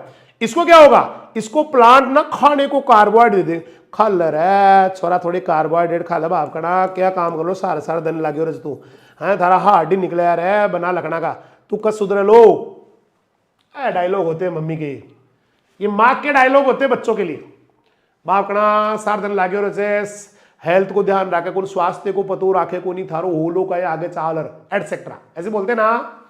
तो बैक्टीरिया दलहनी फसलों से क्या लेते हैं, कार्बोहाइड्रेट, एनर्जी के लिए क्या लेते हैं बेटा, कार्बोहाइड्रेट, और बदले में क्या देते हैं, नाइट्रोजन। पौधों क्या देते हैं, नाइट्रोजन ले ले। वो भाई साहब हो गया ना, ये समझा दिया ना, हो गया। ये देखो बैक्टीरिया दाल वाले पौधों से ऊर्जा के लिए कार्बोहाइड्रेट ले लेते हैं। तो बैक्टीरिया को तो पौधों ने क्या दे दिया, कार्बोहाइड्रेट ले ले, कार्बोहाइड्रेट ले ले, ओ बैक्टीरिया कार्बोहाइड्रेट ले ले, कार्बोहाइड्रेट ले ले, और पौधों क्या दे दिया, नाइट्रोजन, करेक्ट। इससे एक दूसरे को दोनों ने फायदा पहुंचाया, फायदा हुआ ना दोनों का। और बैक्टीरिया का और दाल वाली फसलों का यह संबंध कहलाता है सिम्बायोसिस, सहजीविता या सहजीवन कह दो इसको। और ये जो जीव है ना दोनों लगे हुए हैं, कौन से दोनों जीव, बैक्टीरिया और ये आपकी दाल वाली फसल, इनको क्या बोलोगे आप दोनों को, इन दोनों को जो आपस में जिनका संबंध है उनको बोलते हैं सिम्बायोन्ट्स या सहजीवी, और इस घटना को बोलते हैं सहजीवन या सहजीविता। ऐसा होना सिम्बायोसिस है, लेकिन ऐसा करने वाले सिम्बायोन्ट्स है, करने वाले सिम्बायोन्ट्स। और ये चीज क्या कहलाती है, सिम्बायोसिस, करेक्ट है क्या भाई साहब, समझ में आ रहा है क्या, पक्का। तो देखो बैक्टीरिया क्या करते हैं, दाल वाले पौधों से ऊर्जा के लिए कार्बोहाइड्रेट, मतलब बैक्टीरिया को क्या दे रही है, फसल दे दे, नानिया कार्बोहाइड्रेट दे दे दे दे दे दे, और तू नाइट्रोजन ले ले ले ले ले ले, ऐसा बैक्टीरिया कह रहा है। इसका संबंध क्या कहलाएगा इन दोनों का, इनका संबंध कहलाएगा सिम्बायोसिस या सहजीवन। और ये दोनों दोस्त क्या कहलाएंगे, जो आपस में मिलकर ऐसा कर रहे हैं, एक दूसरे को एक कार्बोहाइड्रेट दे रहा है, एक नाइट्रोजन दे रहा है, ये कहलाएंगे सिम्बायोन्ट्स या सहजीवी। इंग्लिश में देख लो भाई साहब, bacteria take carbohydrate from leguminous plant for their energy requirement and provided nitrogen to the plants, thus they mutually benefit each other, एक दूसरे को फायदा कर रहे हैं। Therefore the relationship between bacteria and leguminous plant is called symbiosis and the organism participating in the process are called symbionts, symbionts, symbionts। ठीक है भाई। अब इसमें आएंगे कौन, राइजोबियम आएगा, symbiotic nitrogen fixation, rhizobium bacteria, symbiotic nitrogen fixation. तो सहजीवी जीवाणु राइजोबियम प्रजाति में आते हैं। ये क्या करते हैं, ये नाइट्रोजन, वायुमंडल की नाइट्रोजन का यौगिकीकरण या फिक्सेशन या स्थिरीकरण करते हैं। तो symbiotic bacteria belong to the Rhizobium species, Rhizobium आएगा इसके अंदर। एंड दे फिक्स एटमॉस्फेरिक नाइट्रोजन इन सिम्बायोसिस with leguminous plants। Leguminous plant इनको कार्बोहाइड्रेट दे रहे, बदले में वो नाइट्रोजन बना बना के दे रहा है, दोनों को फायदा हो रहा है भाई साहब, मजे ही मजे है। ठीक है, अब बढ़ाएंगे हम ग्रंथि। समझ में आ गई कहानी? नया टॉपिक शुरू होता है, फॉर्मेशन ऑफ नोड्यूल। मन ग्रंथियां बनवाए दो। ये बनती कैसे ग्रंथि भाई? ये जड़ों में कैसे इन्फेक्शन करते हैं, और इन्फेक्शन करने के बाद में कैसे वो नोड्यूल वो बन जाती है, गांठ बन जाती है, ग्रंथि बन जाती है, नोड्यूल बन जाती है। ये बनती कैसी है भाई साहब, कैसे बन जाती है? ऐसा क्या चमत्कार होता है कि नोड्यूल बन जाती है? पढ़ेंगे। तो ये नाइट्रोजन करने वाला बैक्टीरिया है ना, ये क्या करते हैं मैं बता दूं पहले आपको। ये एक इन्फेक्शन करने वाली ट्यूब बनाते हैं। जैसे ये कोई पौधा है, देखो कैसे बनाते हैं। ए त्वाडा प्लांट एक लेग्यूमिनस, दाल वाला पौधा है, मतलब लेग्यूमिनस प्लांट है। ठीक है भाई, इस तरह से। चलो थोड़ा कलर चेंज कर लेता हूं ताकि आपको ये दिखता रहे, दिख नहीं रहा होगा ये। ऐसे करके ना प्लांट्स व्लांट्स ऐसे ऐसे एक प्लांट है। अब इनके ये यहां पर जड़े हैं। जड़ों में जानते हो आप कभी रेडिकल का नाम सुना आपने? रेडिकल, जब कोई बीज उगता है, दो दो अंकुर निकलते, एक तो रेडिकल होता है, दूसरा तो प्लूमुल है। जब कोई बीज उगता है ना, बीज, तो दो स्ट्रक्चर निकलती है उससे, यूं। इसको तो बोलते हैं रेडिकल। रेडिकल मूलांकुर कहते हैं इसको, मूलांकुर। और ये क्या कहलाता है? ये कहलाता है प्लूमूल, परांकुर। परांकुर। ये प्लूमूल क्या करता है आगे चल के? ये ऊपर वाला पार्ट बनाता है, सूट। प्लूमूल सूट बनाता है, और ये रेडिकल बनाता है रूट या जड़। तो जब कोई बीज उगता है, दो दो अंकुर निकलते, एक तो प्लूमूल होता है, दूसरा तो रेडिकल है। और प्लूमूल सूट बनाता है, रेडिकल रूट बनाता है। ऐसे रेडिकल होता है। ठीक है, आपकी बुक में इस रेडिकल को दिया हुआ है मूलांकुर या मूलक दिया हुआ, शायद मूलक है। तो ये क्या करते हैं बैक्टीरिया? देखो ये जैसे मूलांकुर है, नीचे जो जड़ी जा रही है, नीचे की साइड में मान लेते हैं ये मूलांकुर है, ये निकालते हैं, ये मूलांकुर है बस। ठीक है, अब यहां पर एक बैक्टीरिया है, उसने एक इन्फेक्शन ट्यूब बनाई, ऐसे संक्रमण नलिका बनाई। संक्रमण नलिका बोले तो इन्फेक्शियस ट्यूब या इन्फेक्शन ट्यूब। इन्फेक्शन ट्यूब बनाई। वो ट्यूब क्या करेगी? अंदर चली जाएगी इसके। ये ट्यूब बनाई, ये अंदर चली गई। किसके अंदर? रेडिकल में, मूलक में, मूलक में, रेडिकल में, मूलक में, रेडिकल में, मूलक में, रेडिकल में, या मूलांकुर में। और अंदर कोर्टेक्स जानते हो कभी आपने सुना हो? वलकुट नाम। अंदर एक सेल की लेयर आती है बेटा, सेल की कोशिकाओं की परत आती है, जिसको वलकुट या कोर्टेक्स कहते हैं। तने में भी आती है, जड़ में भी आती है। ठीक है, तो ये इन्फेक्शन ट्यूब है ना, संक्रमण नलिका। ये पहले मूल रोम से होती हुई, रूट हेयर से होती हुई जाएगी, बाढ़ होती है जड़ों के ऊपर। तो इन बाढ़ों से होती हुई कहां चली गई है? रेडिकल या मूलांकुर और कोर्टेक्स में पहुंच गई। अंदर कोर्टेक्स, कोर्टेक्स। अब कोर्टेक्स में जैसे ही गई ना, इन्फेक्शन किया, तो वहां की कोशिकाएं डिवाइड होना शुरू हो गई। सुन रहे हो क्या? बैक्टीरिया ने बनाई इन्फेक्शन ट्यूब, वो रूट हेयर से होती हुई, मूल रोम से होती हुई रेडिकल और कोर्टेक्स तक चली गई। रेडिकल और कोर्टेक्स तक चली गई। कोर्टेक्स बोले तो वलकुट तक चली गई। अंदर सेल आती है, वलकुट सेल। और उन सेल को जैसे इन्होंने टच किया ना, ऐसे टच किया, ऐसे होता है इनमें, ऐसे होता है इनमें प्लांट्स वगैरह में, कि आपने अगर किसी सेल को थोड़ा सा पंचर कर दिया है, उसको डैमेज कर दिया, तो वो डिवाइड होना शुरू हो जाती है। तो वो डिवाइड होना शुरू हो जाती है। करेक्ट? तो बैक्टीरिया क्या कहते हैं? कोर्टेक्स को अंदर जाके उस सेल को, कोर्टेक्स की जो कोशिकाएं होती है ना, वलकुट की कोशिकाएं, उनको जाके विभाजन करवाते हैं। और बस इतनी विभाजन करती है वो, इतनी विभाजन करती है कि वहां पर एक गांठ ही बन जाती है। जैसे कभी किसी ने कैंसर का नाम सुना हो। कैंसर क्या होती है पता आपको? अनडिवाइडेड, अनकंट्रोल्ड माइटोसिस से बनती हूं। अनियंत्रित समसूत्री विभाजन अगर हमारे किसी भाग में हो जाए, देखिए जनरली क्या होता है, जैसे हमारे कोई चोट लगी हुई है, कोई कोशिकाएं डैमेज हो गई, तो वहां पर फटाफट फटाफट वो होता है, और वो भर जाती है, उसके बाद ऑटोमेटिकली सेल डिवीजन या कोशिका विभाजन रुक जाता है। लेकिन अगर वो कोशिका विभाजन नहीं रुके, सेल डिवीजन नहीं रुके, तो वहां पर फिर सेल्स इतनी ज्यादा हो जाती है कि उनकी गांठ बन जाती है, और उन्हीं गांठ को कहा जाता है कैंसर। कैंसर, अमका फलाना का कैंसर, कैंसर अमका फलाना के कैंसर होगी। ठीक है भाई। तो सेम कहानी है कि जब भी कोई बैक्टीरिया आता, निकालता इन्फेक्शन ट्यूब, ट्यूब संक्रमण नलिका, नलिका, फिर वो मूलांकुर में होती हुई कोर्टेक्स या वलकुट में चली गई, और वलकुट में जाके वहां पर उसने क्या किया, पंचर किया। पंचर करते ही कोशिकाओं का विभाजन शुरू हो गया, कोशिका विभाजन होकर वहां गांठ सी बन गई, उसी गांठ को कहते हैं नोडल। Nodal, nodal, nodal. गांठ को क्या बोलते हैं, ग्रंथि, ग्रंथि, ऐसे बनता है। चलो एक बार पढ़ के बताता हूं मैं आपको। फिर इसमें क्या होता है, पादप वृद्धि की शुरुआती अवस्था में बैक्टीरिया जड़ों पे इन्फेक्शन कर रहा है, जड़ों पे कर रहा है बेचारा का। फिर बाद में क्या होता है, थोड़े थोड़े पहले तो बैक्टीरिया केवल पौधों से लेने का काम करता है, खुआ देने का तो थोड़ा कार्बोहाइड्रेट दे, खुआ दे का में खुआ दलतन कर दे ऐसे। लेकिन जब बाद में जैसे ग्रंथियां बनती है भाई साहब, ग्रंथियां नोड्यूल्स बढ़ जाती है, तो फिर ये बैक्टीरिया उसको नाइट्रोजन देने लग जाएगा, और बैक्टीरिया उससे कार्बोहाइड्रेट लेने भी लग जाता है। खाओ ये रहा, देखो नाइट्रोजन स्थिर, स्थिर मतलब स्थिर करने वाले जो बैक्टीरिया होते हैं, वो जड़ों में प्रवेश करके वहां पर क्या बनाएंगे, अंदर घुस के इन्फेक्शन ट्यूब, संक्रमण नलिका। चलो संक्रमण नलिका बना, देखो nitrogen fixing bacteria enter the roots and form infection tube, एक नली बनाएंगे संक्रमण करने की, इन्फेक्शन करने की। करेक्ट है भाई। फिर ये संक्रमण नलिका क्या करेगी, देखो ये संक्रमण नलिका संपूर्ण मूल रोम में फैल जाएगी और रेडिकल और कॉर्टेक्स तक चली जाएगी। This infection tube spread throughout the root hair, पूरे रूट एयर में घुस जाती है, and reaches the radicle and cortex. कोई दिक्कत है? फिर ये जैसे कॉर्टेक्स में जाएगी, वलकुट कोशिकाओं में जाएगी या कॉर्टेक्स सेल में जाएगी, तो वहां हो गया भाई सब देख लिया ना।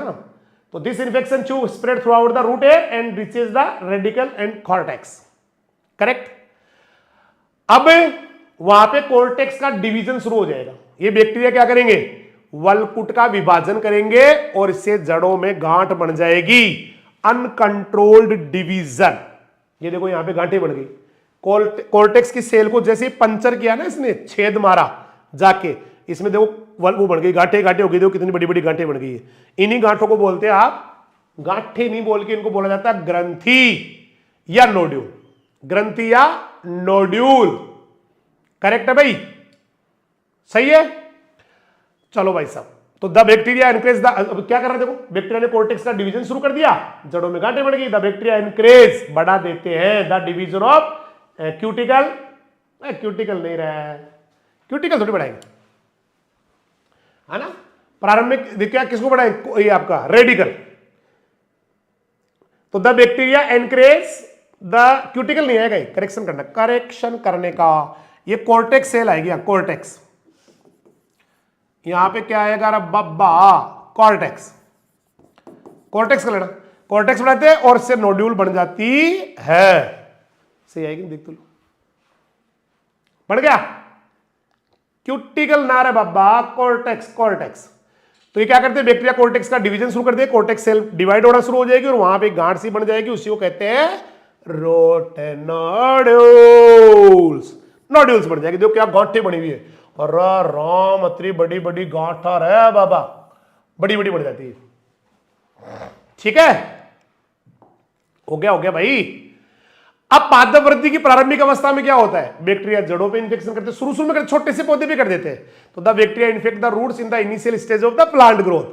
ठीक है, बैक्टीरिया क्या करते हैं, छोटी सी अवस्था में उस पर इंफेक्शन मार देते हैं, छोटी सी उम्र में इंफेक्शन कर देते हैं। तो the bacteria infect the root in the initial stage of the plant growth. पादप वृद्धि की प्रारंभिक अवस्था में बैक्टीरिया जड़ों पे आक्रमण कर देते हैं।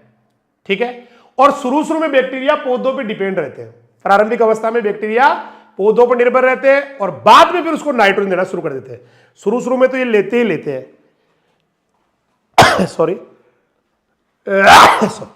शुरू में क्या करते हैं, वो कार्बोहाइड्रेट देते, कार्बोहाइड्रेट दे, खौला, है ना, खौला, और बाद में खा ले नाइट्रोजन ले ले कहीं, तो ऐसे करते हैं। तो प्रारंभिक अवस्था में इनिशियल स्टेज में क्या करते हैं, bacteria depend on the plant in the initial stage and later provide nitrogen to the plants and benefit them. बाद में इनको फायदा करना शुरू कर देते हैं। समझ में आ रहे हो से कहां आए, आ रहे हो से। इस प्रकार ग्रंथियों में जो उपस्थित जो बैक्टीरिया का विकास है, नाइट्रोजन स्थिरीकरण वो चालू हो जाता है। देखो इस प्रकार जो ग्रंथियां है उसमें जो बैक्टीरिया रहते हैं, उनका बैक्टीरिया का भी विकास होता रहता है और नाइट्रोजन का फिक्सेशन भी होता रहता है, यानी खुद खाता भी रहता है, अपना खुद का विकास भी करता है बैक्टीरिया और नाइट्रोजन भी देता रहता है, नाइट्रोजन भी स्थिरीकरण करता रहता है। ले ले नाइट्रोजन, ले ले गाई दो। तो the growth of bacteria in the nodules and the process of nitrogen fixation starts. हो गया भाई साहब, शुरू हो गया, दोनों काम शुरू हो गए। बैक्टीरिया का तो ग्रोथ हो रहा है, मतलब खाने को ले लेके अपनी ग्रोथ कर रहा हो, अपनी संख्या बढ़ा रहा है ना, और उसको बदले में क्या दे रहा है, नाइट्रोजन भी देता है। तो इस तरह से ग्रंथियां बन जाती है। टॉपिक है बहुत जोरदार, 1-2 नंबर का क्वेश्चन एग्जाम में आ सकता है, वैसे भी आपको आना चाहिए कैसे बनती है नोड्यूल्स। अब हम लोग पढ़ेंगे उन बैक्टीरिया के बारे में। देखो बैक्टीरिया आ गए, अब पढ़ेंगे सिम्बायोटिक नाइट्रोजन फिक्सेशन करने वाले बैक्टीरिया को, मतलब सिम्बायोटिक नाइट्रोजन फिक्सिंग बैक्टीरिया, सहजीवी नाइट्रोजन स्थिरीकरण करने वाले जीवाणु। इन ग्रंथियों में नाइट्रोजन स्थिरीकरण करने वाले जो है ना राइजोबियम स्पीसीज है, उसको हम क्लासिफाइड करने वाले। देखो ग्रंथियों में नाइट्रोजन स्थिरीकरण करने वाले बैक्टीरिया की राइजोबियम स्पीसीज, अब इसको हम बांटने वाले हैं। क्रॉस इनोकुलेशन ग्रुप का नाम सुना किसने, क्रॉस इनोकुलेशन ग्रुप नहीं सुना होगा। क्रॉस इनोकुलेशन ग्रुप की एक राइजोबियम की जाति विशेष प्रकार के लेग्यूम या विशेष प्रकार के दलहनी पौधों की जाति में ही संक्रमण करती है, इसके लिए वर्ड आता है cross inoculation group. Cross inoculation group, correct.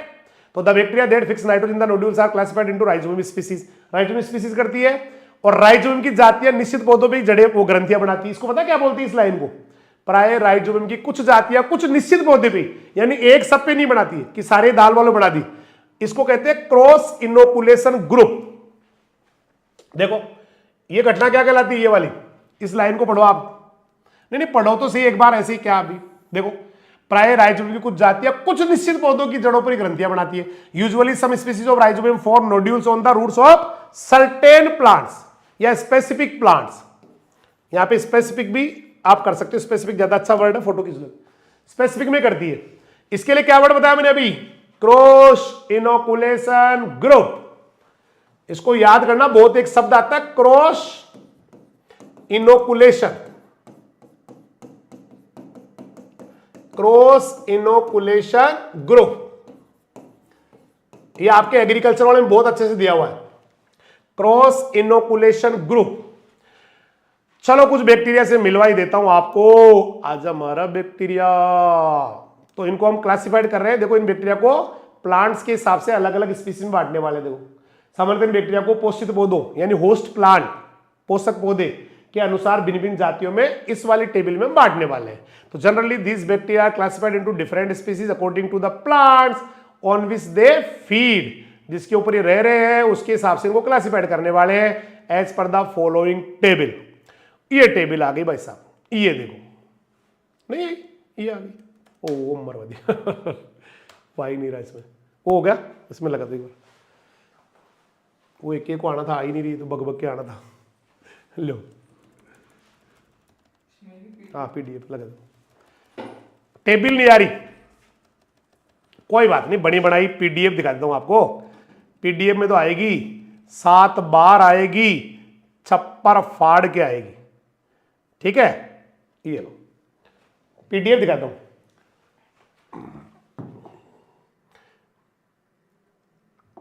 आज हमारा करना तन पीडीएफ दिखा दो, ये ना PDF PDF PDF PDF PDF chapter के नाम से था ना, CH ये पीपीटी का है ना, ये वाला है, ये आज की तारीख आ जाएगा ये शायद, क्योंकि वो चैप्टर 2 का है ना, आएगा छप्पर फाड़ के आएगा। आ रहा कछु आ रहा है, 1-2 मिनट लाग रहा है।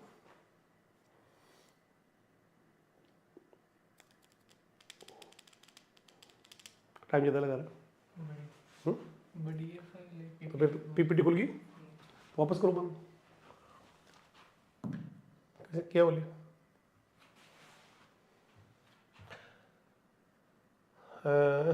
ये तो पीडीएफ भी तो थी इसकी, ये बोलो आएगा, छप्पर फाड़ के आएगा, आएगा कि नहीं? छप्पर फाड़ के आएगा, आए ही नहीं गई, आएगा। ये दो ही आ गई, हाँ इसमें चल जाएगा। पीपीटी खोल लेके था। कितने नंबर की स्लाइड लगभग?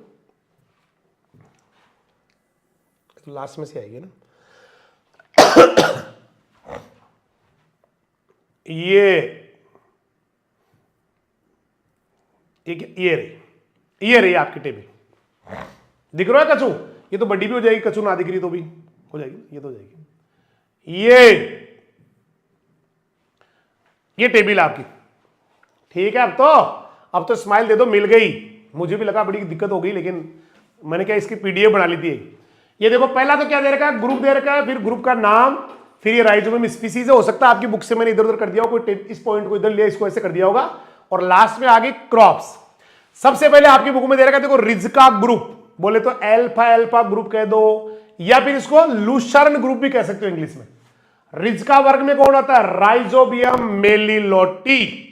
किसी ने नाम सुना हो? मेलिलोटी, मेलिलोटी मेथी, मेलिलोटी रिज्का, मेलिलोटी सेंजी, मेलिलोटी मेथी। राइजोबियम मेलिलोटी मेथी में रहता है, रिज्का में रहता है ना, और सेंजी में रहता है। या यूं कह दो कि रिज्का और स्वीट क्लोवर में रहता है, रिज्का और स्वीट क्लोवर में। ये देखो, है ना पहला। तो रिज्का वर्ग में कौन आ गया? एल्फा एल्फा ग्रुप, राइजोबियम मेलिलोटी। ये एल्फा एल्फा या रिज्का या लूसर्न भी कहते हैं इसको, रिज्के को, या स्वीट क्लोवर में रहता है। ग्रुप नंबर 2 जिसको कहते हैं हिंदी में तीपतिया ग्रुप, क्लोवर ग्रुप। आप कभी इंटरनेट पे डाल के देखना, क्लोवर ऐसा पौधा आएगा जिसके 3 पत्तियां होंगी, ऐसे 2 ऐसे, एक बीच में होगी ऐसे, है ना, 3 पत्तियां, तीपतिया कहते हैं क्लोवर ग्रुप को। क्लोवर में कौन रहता है? Rhizobium trifolii. नहीं सुना नाम? बरसीम का नाम सुना कभी? बरसीम, बरसीम भी क्लोवर है, क्लोवर, इजिप्शियन क्लोवर है वो। बरसीम बरसीम बरसीम, किसी ने नाम सुना हो? ट्राइफोलियम अलेक्जेंड्रियम, ट्राइफोलियम अलेक्जेंड्रियम, ट्राइफोलियम अलेक्जेंड्रियम, वो बरसीम क्लोवर ही है, क्लोवर ग्रुप। इसमें रहती है राइजोबियम ट्राइफोलाई। और किसके अंदर रही वो? बरसीम में, क्लोवर में। क्लोवर, इजिप्शियन क्लोवर बरसीम ही है, और भी कई आते हैं, क्लोवर ग्रुप बड़ा है, बट बरसीम भी इसी में आएगी। तो मैंने याद करा पाया आपको? रिज्का में क्या मिला? रिज्का ग्रुप में, जिसमें रिज्का भी आ गया, स्वीट क्लोवर भी आ गया, मेथी भी आ गई, मेथी भी आती है इसमें। मेलिलोटी मेथी, मेलिलोटी रिज्का, मेलिलोटी सेंजी, मेलिलोटी मेथी, मेलिलोटी रिज्का, मेलिलोटी सेंजी, ऐसे आती है। उसके बाद में क्लोवर ग्रुप या तीपतिया वर्ग, इसमें राइजोबियम ट्राइफोलाई आती है, जैसे आपकी बरसीम में, है ना, क्लोवर्स में आती है। तीसरा आपका आ गया मटर ग्रुप, मटर मटर मटर।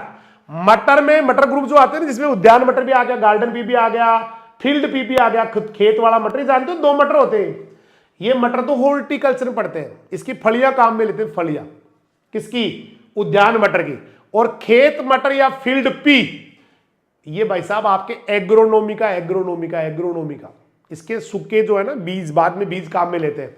तो ये मटर वर्ग में 3 आते, खूब सारे आते हैं वैसे तो, पी ग्रुप में बहुत आते हैं, बट यहाँ पे 2-3 नाम दे रखे, garden pea, field P, sweet pea. Sweet pea का नाम सुना है? लेथाइरस, लेथाइरस मीठी मटर, जिसके ऊपर लिंकेज की खोज हुई थी, संलग्नता की, बैट्सन और पुनेट ने की थी, वो भी इसी में आता है। और मसूर भी इसी ग्रुप में आता है। तो कौन कौन से में? गार्डन पी, उद्यान मटर, फील्ड पी, खेत वाला मटर, स्वीट पी, लेथाइरस, मसूर, लेंटिल, लेंस एस्कुलेंटा। इन सब के अंदर ये वाला राइजोबियम लेगुमिनोसेरम नाम का राइजोबियम जीवाणु रहता है। तो फिर पी ग्रुप में कौन आया? पी ग्रुप का बैक्टीरिया तो कौन हो गया? राइजोबियम लेगुमिनोसेरम। किस किस पौधे में रहता है? गार्डन पे, फील्ड पे, स्वीट पे, लेंटिल, बोले तो उद्यान मटर, खेत मटर, स्वीट पी और मटर। इसके बाद आ गया फेसियोलस ग्रुप, फेसियोलस।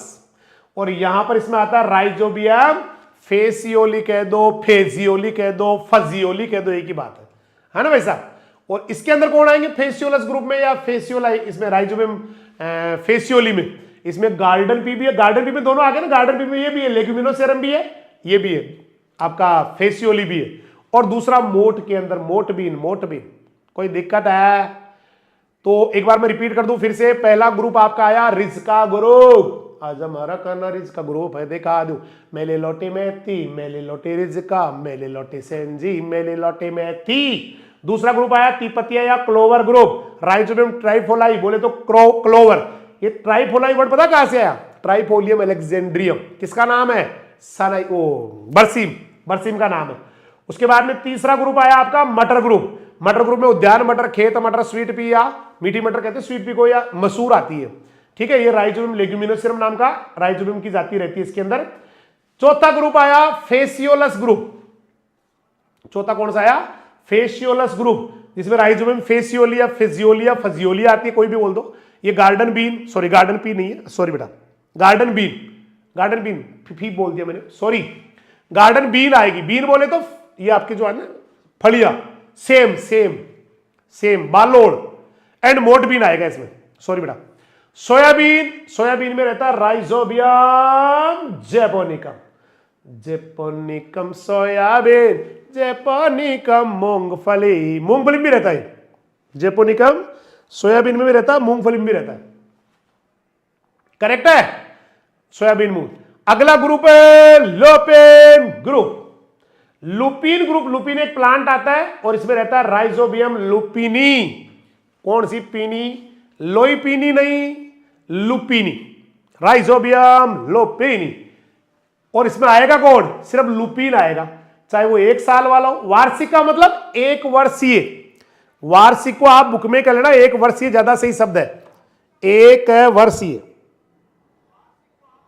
1 वर्षीय ज्यादा अच्छा वर्ड है एन्युअल। राइजोबियम लुपिन कह दो, लुपिनी कह दो, एक ही बात है भाई साहब, वैसे लुपिन ज्यादा प्रोनाउंसिएशन बढ़िया इसका। एन्युअल और पेरेनियल दोनों में आता है, 1 वर्षीय लुपिन हो चाहे बहुवर्षीय हो। जैसे रिजका नहीं होता, रिजका, रिजका भी 1 वर्षीय होता है, द्विवर्षीय होता है, बहुवर्षीय होता है, नहीं होता। कासनी भी होती है, कासनी तीनों ग्रुप में आती है, 1 वर्षीय, एन्युअल, पेरेनियल, बाइनियल, तीनों ग्रुप में आती है। एन्युअल बोले तो 1 वर्षीय, बाइनियल बोले तो द्विवर्षीय 2 साल वाली, और पेरेनियल बोले तो त्रिवर्षीय। रिजका नहीं लाते क्या अपने, 1 साल और रंजकोर, 2 साल को रंजकोर, 3 साल को रंजकोर, ऐसे लाते हैं। तो ये तीनों में आता है, ठीक है। और आगे बढ़ते हैं, लोबिया या काउपी ग्रुप। ये देखो आपका लोबिया ग्रुप आ गया, काउपी। इसमें राइजोबियम की कोई एनोनिमस स्पीसीज आती है, मतलब अनजान जाति आती है, कोई भी आ सकती है, बहुत सारी आती है। लोबिया ग्रुप या काउपी ग्रुप, चंवला ग्रुप, चंवला लोबिया एक ही बात है, तो चंवला ग्रुप भी कह सकते हो। और राइजोबियम की एनामित जाति है, जानते हो एनामित, एनोनिमस, जो जानते नहीं, मतलब कौन सी आएगी पता ही नहीं, कौन सी उसका नाम ही नहीं पता अभी। और कौन कौन है लोबिया ग्रुप में? जिनमें राइजोबियम की अज्ञात जाति आती है, अज्ञात, अज्ञात भी कह सकते हो एनामित को, इसका कोई नाम ही नहीं है। वो लोबिया में आएगी, लीमा बीन एक फल आता है, दलनी पादप, उसमें आएगी, और मूंगफली में आएगी, मूंगफली में आएगी, मूंगफली में आएगी। अब लेते हैं अपन लोग नॉन सिम्बायोटिक, वापस लगाओ उसको, नॉन सिम्बायोटिक नाइट्रोजन फिक्सेशन। कौन सा? 1 नॉन सिम्बायोटिक नाइट्रोजन फिक्सेशन, ठीक है, ये आ गया नॉन सिम्बायोटिक। असहजीवी, ये क्या होते हैं? अकेले रहते भाई साहब, कोई की राई दुआई में कोना अगला, राई दुआई में कोई नहीं कोई का। ये नॉन सिम्बायोटिक कह दो, इनको फ्री लिविंग कह दो, एक ही बात है, अकेले रहते हैं। ये वायुमंडल की नाइट्रोजन को बिना किसी पौधे या किसी की सहायता के मिट्टी में ले आते हैं।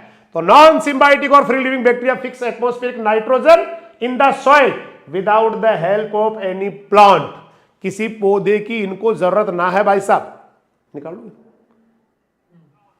खराब, किसी पौधे की जरूरत नहीं, अकेले ये किसी की राई दुआई में नहीं रहते भाई साहब ये तो भाई इनको किसके साथ अपन ले सकते हैं? किसी फसल के साथ ले लो, इनको कोई दाल वालों के साथ लेना जरूरी नहीं। जैसे राइजोबियम है ना, वो तो दाल वाली में आएगा भाई साहब, दाल वाली में आएगा, और किसी के साथ नहीं रह सकता। ये तो किसी के साथ रह जाते हैं बेचारे, देखो ऐसे जीवी वाले तो किसी के साथ रह जाते हैं, गेहूं के साथ, गेहूं में नाइट्रोजन फिक्सेशन कर देंगे, जौ में कर देंगे, ज्वार में कर देंगे, बाजरे में कर देंगे, मक्का में कर देंगे, क्योंकि ये तो फ्री लिविंग है, इनको कोई ग्रंथियां नहीं बनानी, गांठें नहीं बनानी भाई साहब किसी के साथ, तो ये तो किसी के साथ भी रह सकते हैं, रह सकते हैं। तो non symbiotic nitrogen fixation takes place in cereal crops, अनाज वाली फसलें, cereal crops like wheat, barley, sorghum, millet, pearl millet, bajra, maize etcetera by free living और नॉन सिम्बायोटिक बैक्टीरिया। अब इनको भी 2 ग्रुप में बांटने वाले हैं। मारा रे नॉन सिम्बायोटिक दो ग्रुप में बट जावे, मारा रे नॉन सिम्बायोटिक दो ग्रुप में बट जावे।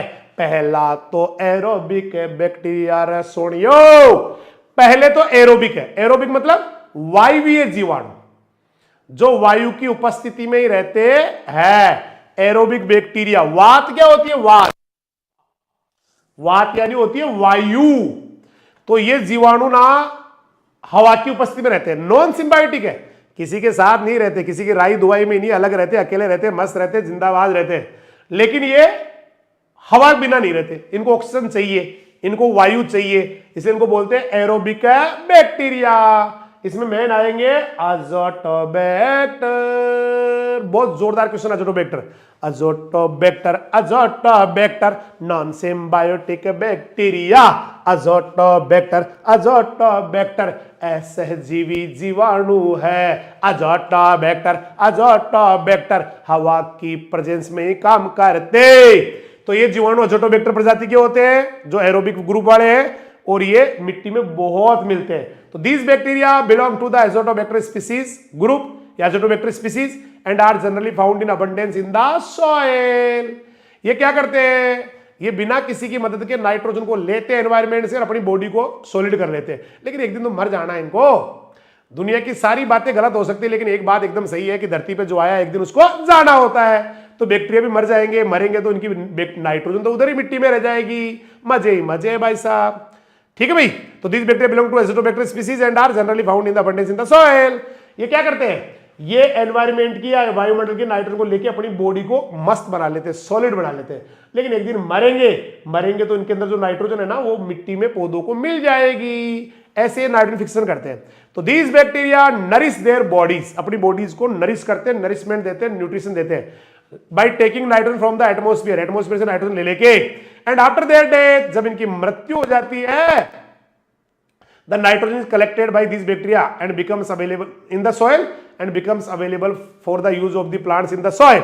तो इनकी नाइट्रोजन मिट्टी में इकट्ठी हो जानी है और इकट्ठी होके पौधों को मिल जानी है, को मिल जानी है ना।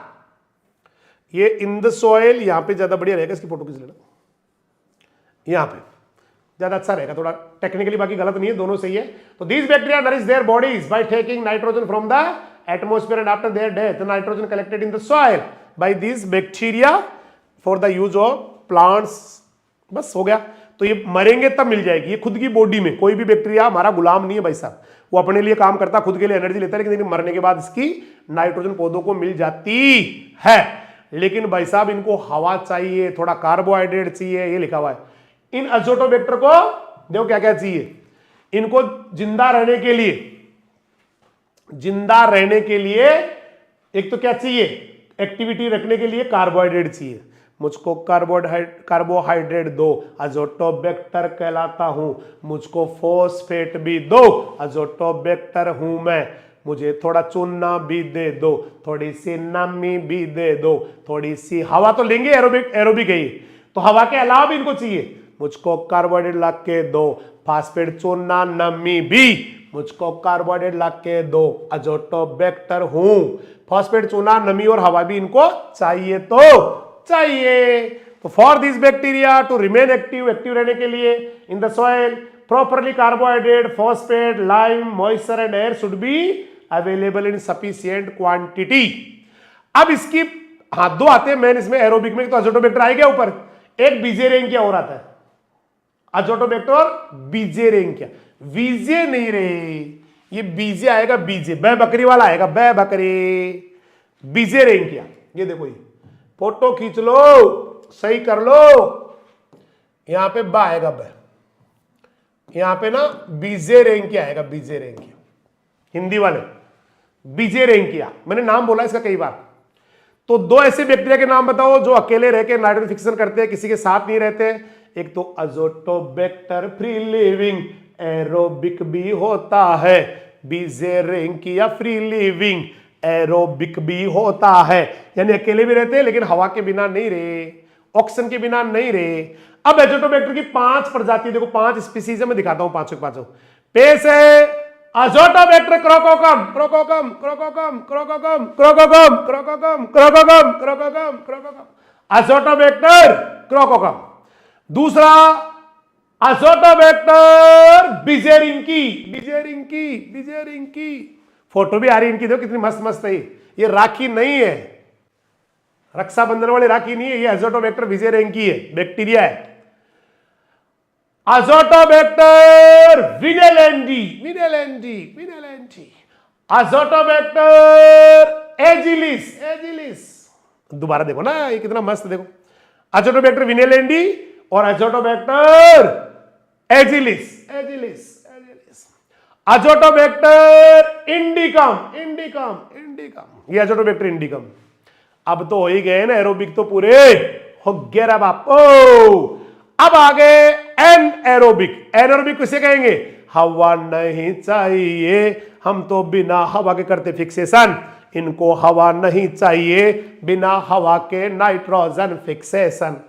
ये जीवाणु वायु की अनुपस्थिति में, in absence of air, in absence of air, भूमि में नाइट्रोजन का स्थिरीकरण या यौगिकीकरण या फिक्सेशन करते हैं। तो these bacteria fix nitrogen in their soil in absence of air. हवा नहीं चाहिए, बिना हवा के nitrogen fixation, anaerobic bacteria anaerobic bacteria anaerobic bacteria anaerobic bacteria, बिना हवा करते हैं। जैसे मान लो कभी पानी भरा हुआ तो अम्लीय भूमि हो गई, कर देंगे नाइट्रोजन फिक्सेशन, है ना। इनमें मेन ये ज्यादा होती संख्या में, ये अजोटोबैक्टर से भी ज्यादा होते हैं। जो था ना ऊपर वाला अजोटोबैक्टर नहीं था अभी जस्ट उस बिजेरिंकिया के साथ था, 5 जाति पड़ी थी, azotobacter chroococcum, azotobacter beijerinckii, azotobacter vinelandii, azotobacter agilis, azotobacter indicum. ठीक है, इंडिकम ये वो उनसे ज्यादा होती है, अजोटोबैक्टर से भी ज्यादा होता है तेरा एनएरोबिक बैक्टीरिया, जिसको भी आएगा क्लोस्ट्रीडियम होता है इसका मेन एग्जांपल। और ये पता कहां रहते हैं? अम्लीय मिट्टी में, थोड़ी अम्लीय मिट्टी में पानी होता है, जहां जल निकास सही नहीं है, जल निकास का अभाव है, वाटर ड्रेनेज नहीं है, तो पानी नहीं है, वो पानी भरा पड़ा है, जल निकास सही नहीं हो रहा, तो वहां पे ऑक्सीजन मिलेगी नहीं भरे पानी में। और अम्लीय मिट्टी में भी ज्यादातर ऑक्सीजन मिलती ही नहीं है, तो वहां पर ज्यादा मिलते हैं। देखो, तो एसिडिक सॉइल या डेफिशिएंसी ऑफ वाटर ड्रेनेज, दो कारण है। एसिडिक सॉइल में ज्यादा मिलेंगे, डेफिशिएंसी ऑफ वाटर ड्रेनेज, जहां पानी भरा ही रहता है, ड्रेनेज नहीं हो रहा, are two such condition where this bacteria are found in abundance, बहुत ज्यादा मिलते हैं। और इसका एग्जांपल बता दो, क्लोस्ट्रीडियम पश्चूरियनम, क्लोस्ट्रीडियम पश्चूरियनम, यह है anaerobic bacteria, non symbiotic bacteria, जो करते हैं नाइट्रोजन फिक्सेशन। तो clostridium pasteurianum is the major bacteria of this group. पाठ तो पूरा हो गयो रा बापू, पाठ तो पूरा हो गयो। 2 पाठ करवा दिए भाई साहब, 2 पाठ, और दुनिया के बेहतरीन तरीके से। अगर हिंदुस्तान में इन पाठों को कोई ऐसा पढ़ा दे तो मैं उसको ढोक लगाऊंगा भाई साहब, उनको प्रणाम करूंगा, उनको नमस्कार करूंगा, उनको अपने सर आंखों बिठाऊंगा। इसके आसपास भी किसी ने बता दिया हो, तो किसी ने 12वीं क्लास का पहला और दूसरा पाठ इसके आसपास ही बता दिया, तो मैं उनको सत सत नमन करूंगा, उनको अपने हृदय में बिठाऊंगा। अपनी तरफ से बेहतरीन किया, बाकी आपके ऊपर है, ऐसे ही लगातार अब चलते रहेंगे। तीसरा पार्ट चालू करेंगे कल, और दीपावली की छुट्टियों में ना हॉर्टिकल्चर पढ़ेंगे भाई साहब। अभी किसी बच्चे ने लिखा कि सर हमने सुना हॉर्टिकल्चर चालू होने वाली है। यस यस, हॉर्टिकल्चर पढ़ेंगे, और वो भी बड़े लेवल की, है ना। ये तो अभी 12वीं के चैप्टर है, वो थोड़ा है ना, सारा पूरा ही लेवल आएगा उसके अंदर। तो बने रहिए हमारे साथ। दीपावली की छुट्टियों में हम लोग हॉर्टिकल्चर अभी फिलहाल अब लगातार ही चलेगा, कल तीसरा पार्ट चालू करेंगे। और कल तक के लिए 7 बजे क्लास चालू होती है, बंद कितने बजे होगी किसी को नहीं पता, है ना। ठीक है भाई, तो कल मिलते हैं, और तब तक के लिए सभी को नमस्कार, जय हिंद, जय राजधानी, सत श्री अकाल, सब्बा खेर, वाहे गुरु दी फतेह, खुदा हाफिज, अल्लाह हाफिज, राम राम सा।